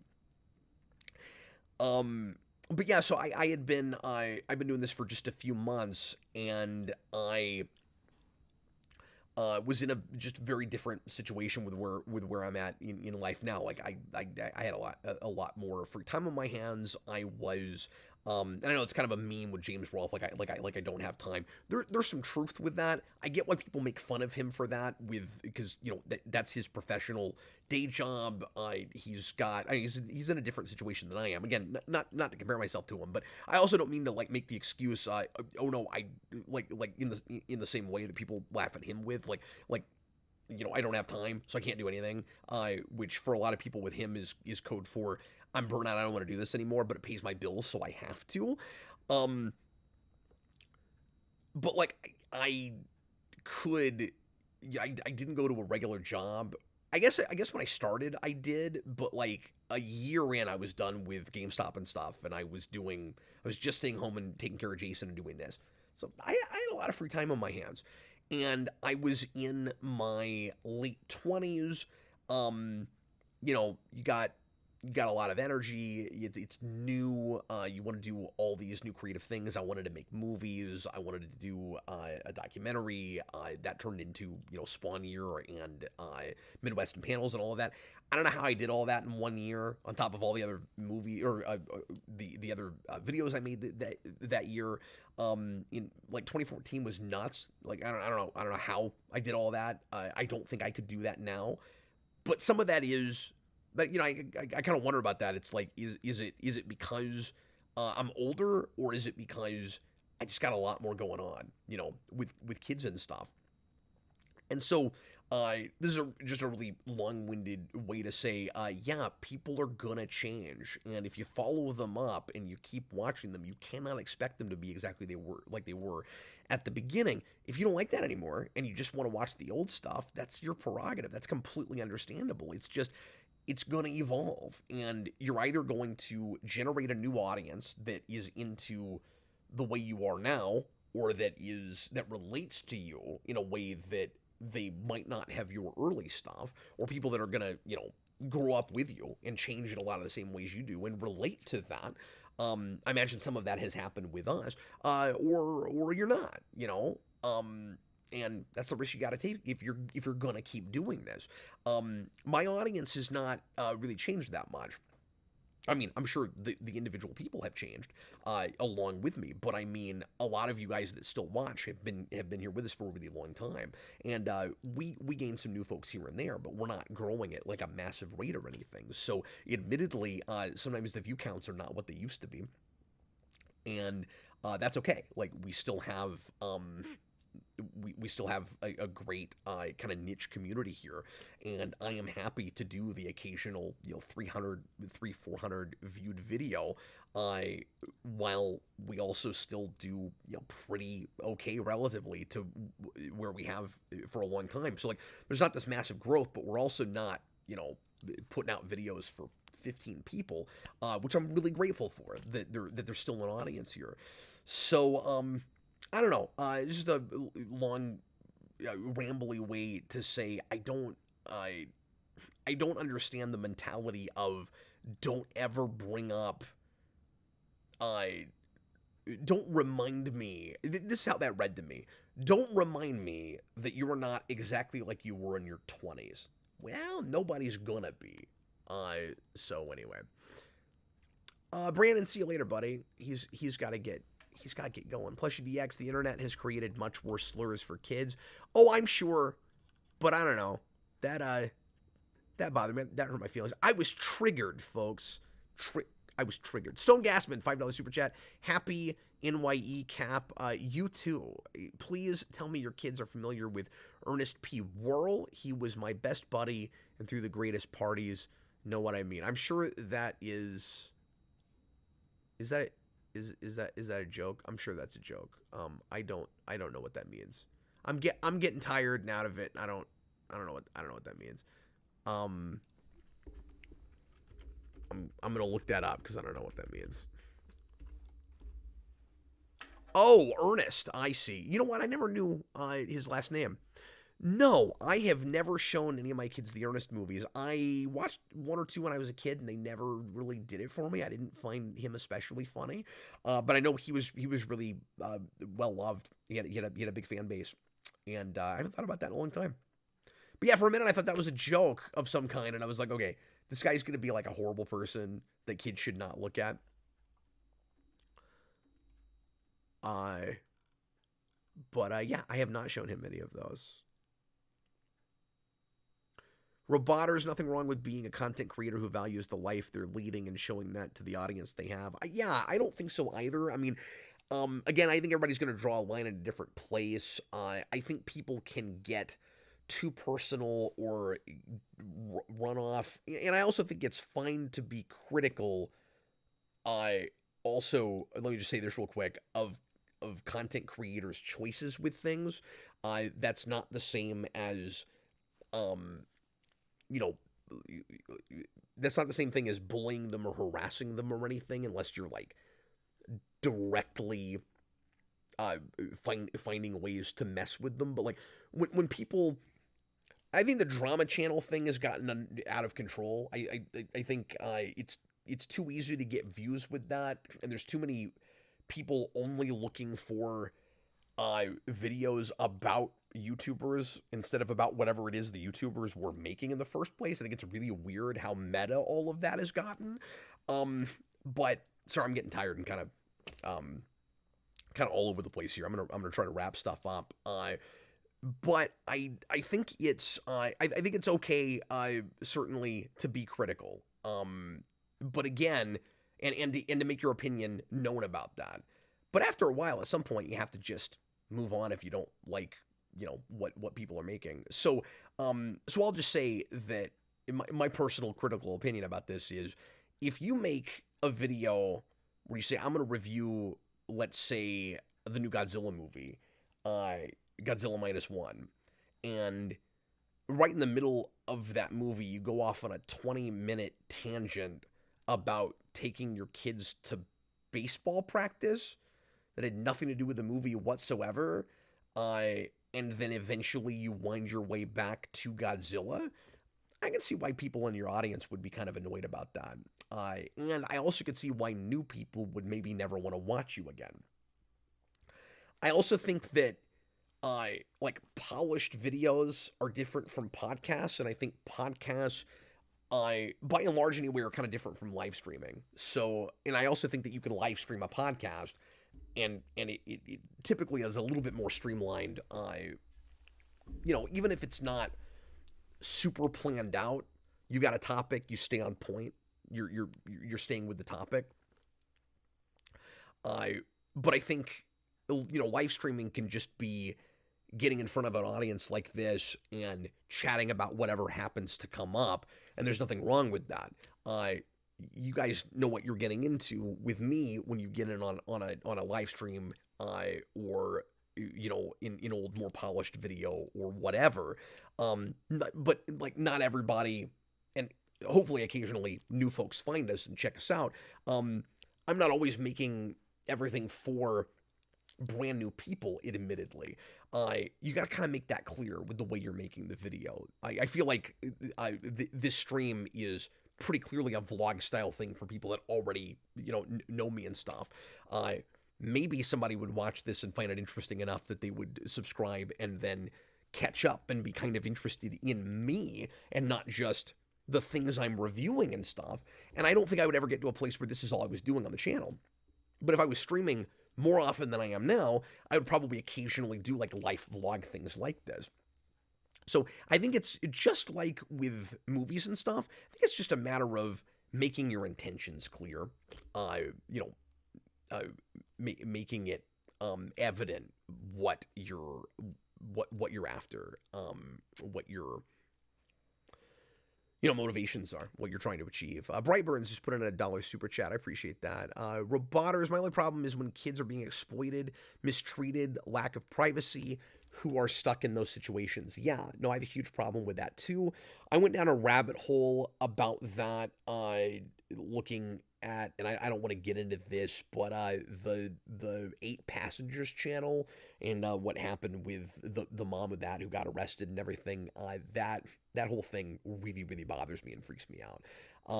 I also don't want that to be the standard where it's like, as long as you don't go as far as that family did, you're fine. No, I mean, that was pretty extreme.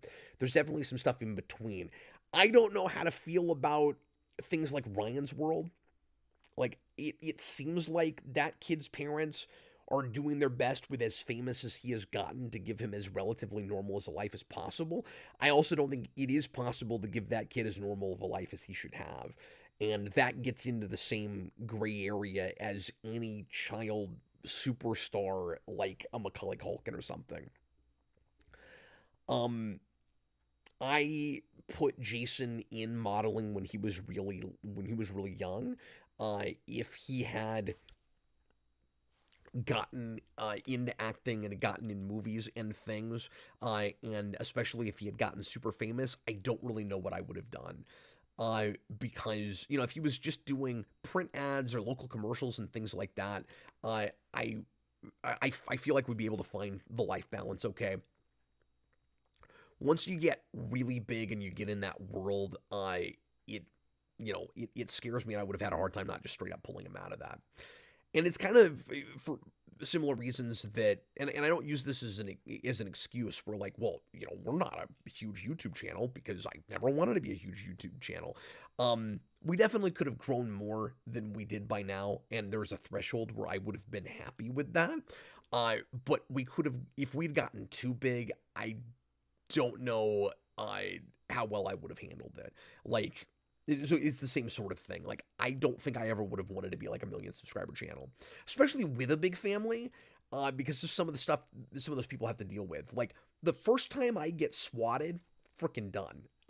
Maybe I shouldn't say that out loud because maybe I should worry that somebody that really doesn't like me will hear me say that and then do it so that they don't have to see my face again. Like tank the YouTube channel. But I don't know. Hopefully, just you and me talking, folks that like me enough not to do something insane to me.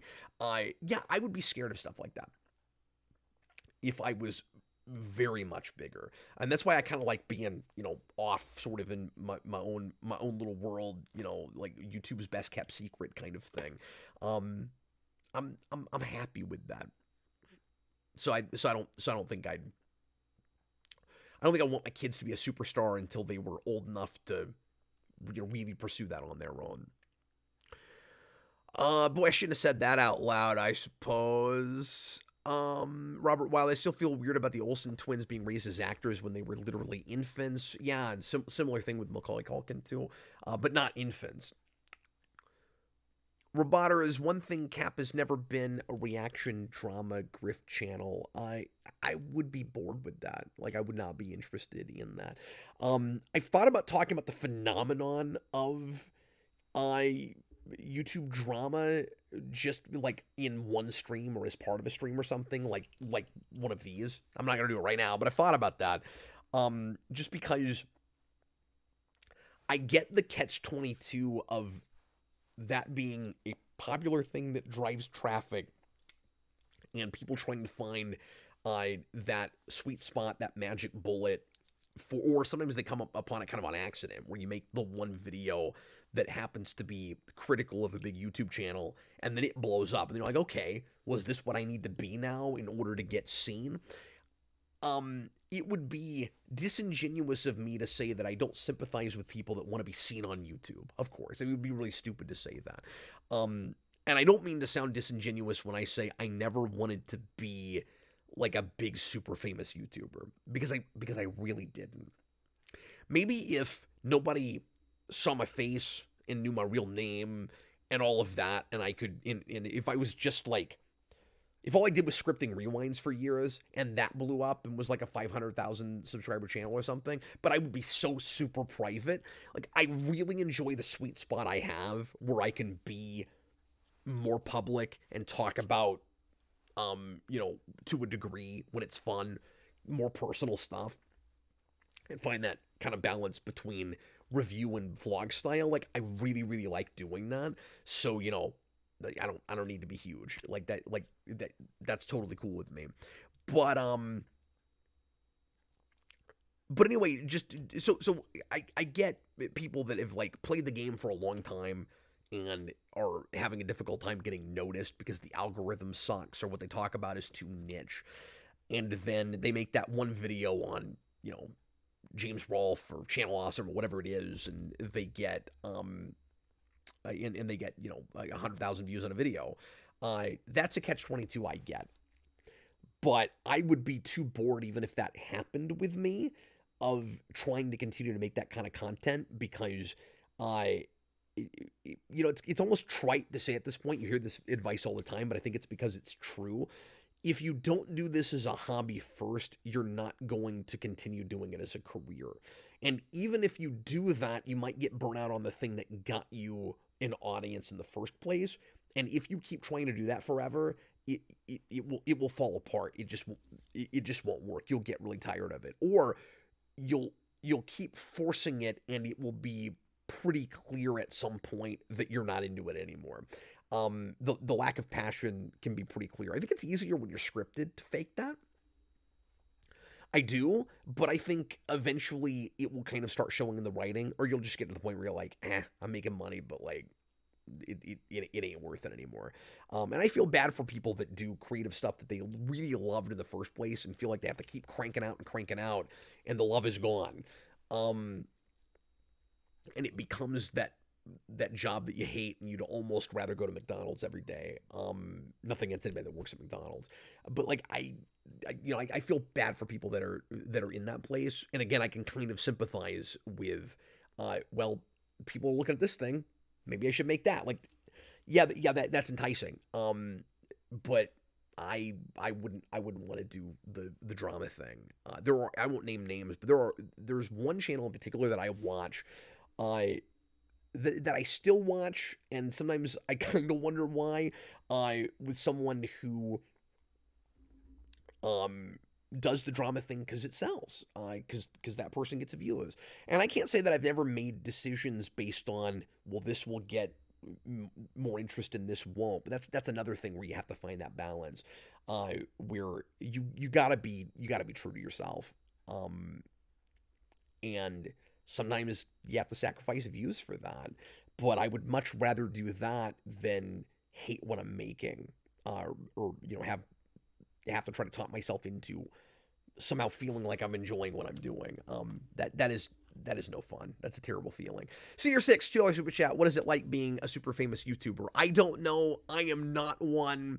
Thomas Lowe, you made it to 10,000 subs very fast in the initial years of the channel. Yeah, thanks. And I've always said I probably would have, maybe not that rate, but I probably would have continued to grow, and I'd be somewhere around 100,000 or better if I had consistently put out Rewind in the old format.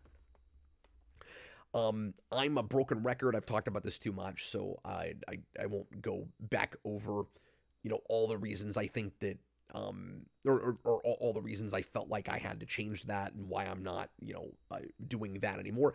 Overall, I really don't regret it, though. I do sometimes wonder, like, what it would take now if I wanted to make it a goal to try to get to like 50 or 100,000, without going back to that grind with that show.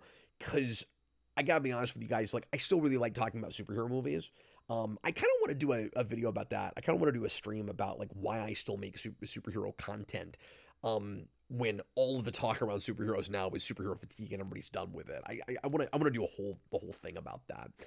I might do that in the next few days, but I still really like talking about that stuff. But in a more loose format now, where I can kind of get into more nitty-gritty details and things specifically with the movie that are fun, because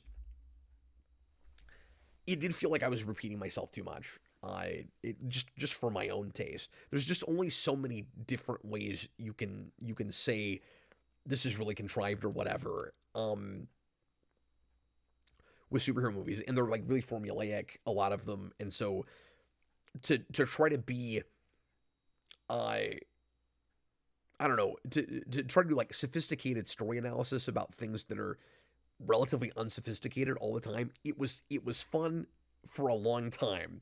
But especially when a lot of the movies got worse, it stopped being a thing I wanted to do all the time. And it got to a point where, and this is a time issue, but it got to a point where it would have had to be mostly all I was doing. And again, for lots of different reasons, it just didn't make sense to keep doing that, at least to try to do it, all the time. But I still like I don't know, you want to have quality, but I also like the quantity thing. I also like the idea of having a thing out about every single movie. And there was no way that I was going to do like hefty 45-minute analysis on every single superhero movie at a certain point.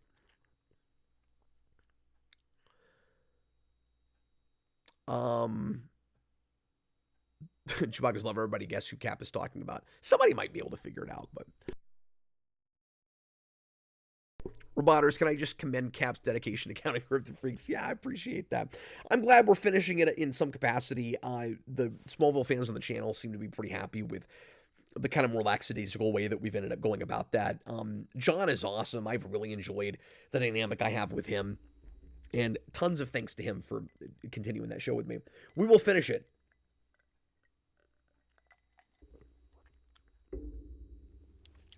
I am almost done, folks. Unlikable John, unkillable. Sorry, he's not unlikable, but you can't kill him. Apparently, John Kelling. I have fatigue over people talking about superhero fatigue on different platforms. Well, strap in because I'm going to talk about it again. I feel your pain though. Brightburns, how long did it take you to get used to not drinking Mountain Dew, Cap? I went off and on with it. So after Spawn Year, I quit it. And I drank Mountain Dew all the way through Spawn Year. And then I quit for a while. And at one point, I kind of let myself drink it like once a week. And that turned into kind of an addiction again. I guess the addiction was never gone, probably. And then I developed the kidney stone, and then I found out that I had cancer, and that did it for me. I never had it again. So yeah, I don't crave Mountain Dew at all. There are a couple of things I don't have anymore that I do crave a little bit here and there. Like I do miss pizza. I don't do that anymore. I haven't had pizza in 2.5 years probably.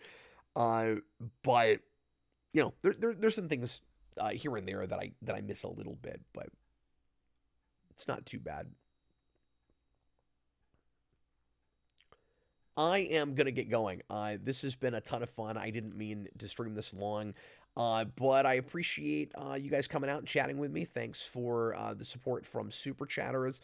I can't tell you how much I appreciate it, and so I'm not going to try, but you guys are awesome. And again, I'm doing this real haphazard right now. I don't know. I was going to say you might see me stream more often even than I usually do just because I'm not, having to spend a lot of time planning things. So I'll think of something cool I want to talk about, then I'll sit down and I'll just talk about it. But with a baby in the house, it's really hard to say, even with like late night streams, because I got to get up a little bit earlier in the morning, of course. So, I don't know. It's good to see you guys. I might have a New Year's Eve stream tomorrow night, and I might not. I'll let you know either way. But you guys are great. I hope you enjoyed it. It was rambly. It was all over the place. I talked about my kids. I was that guy. And it was a lot of fun chatting with you guys. I will see you again, hopefully, pretty soon. I was Captain Logan. Bye, everybody. Happy New Year, if I don't see you before the New Year.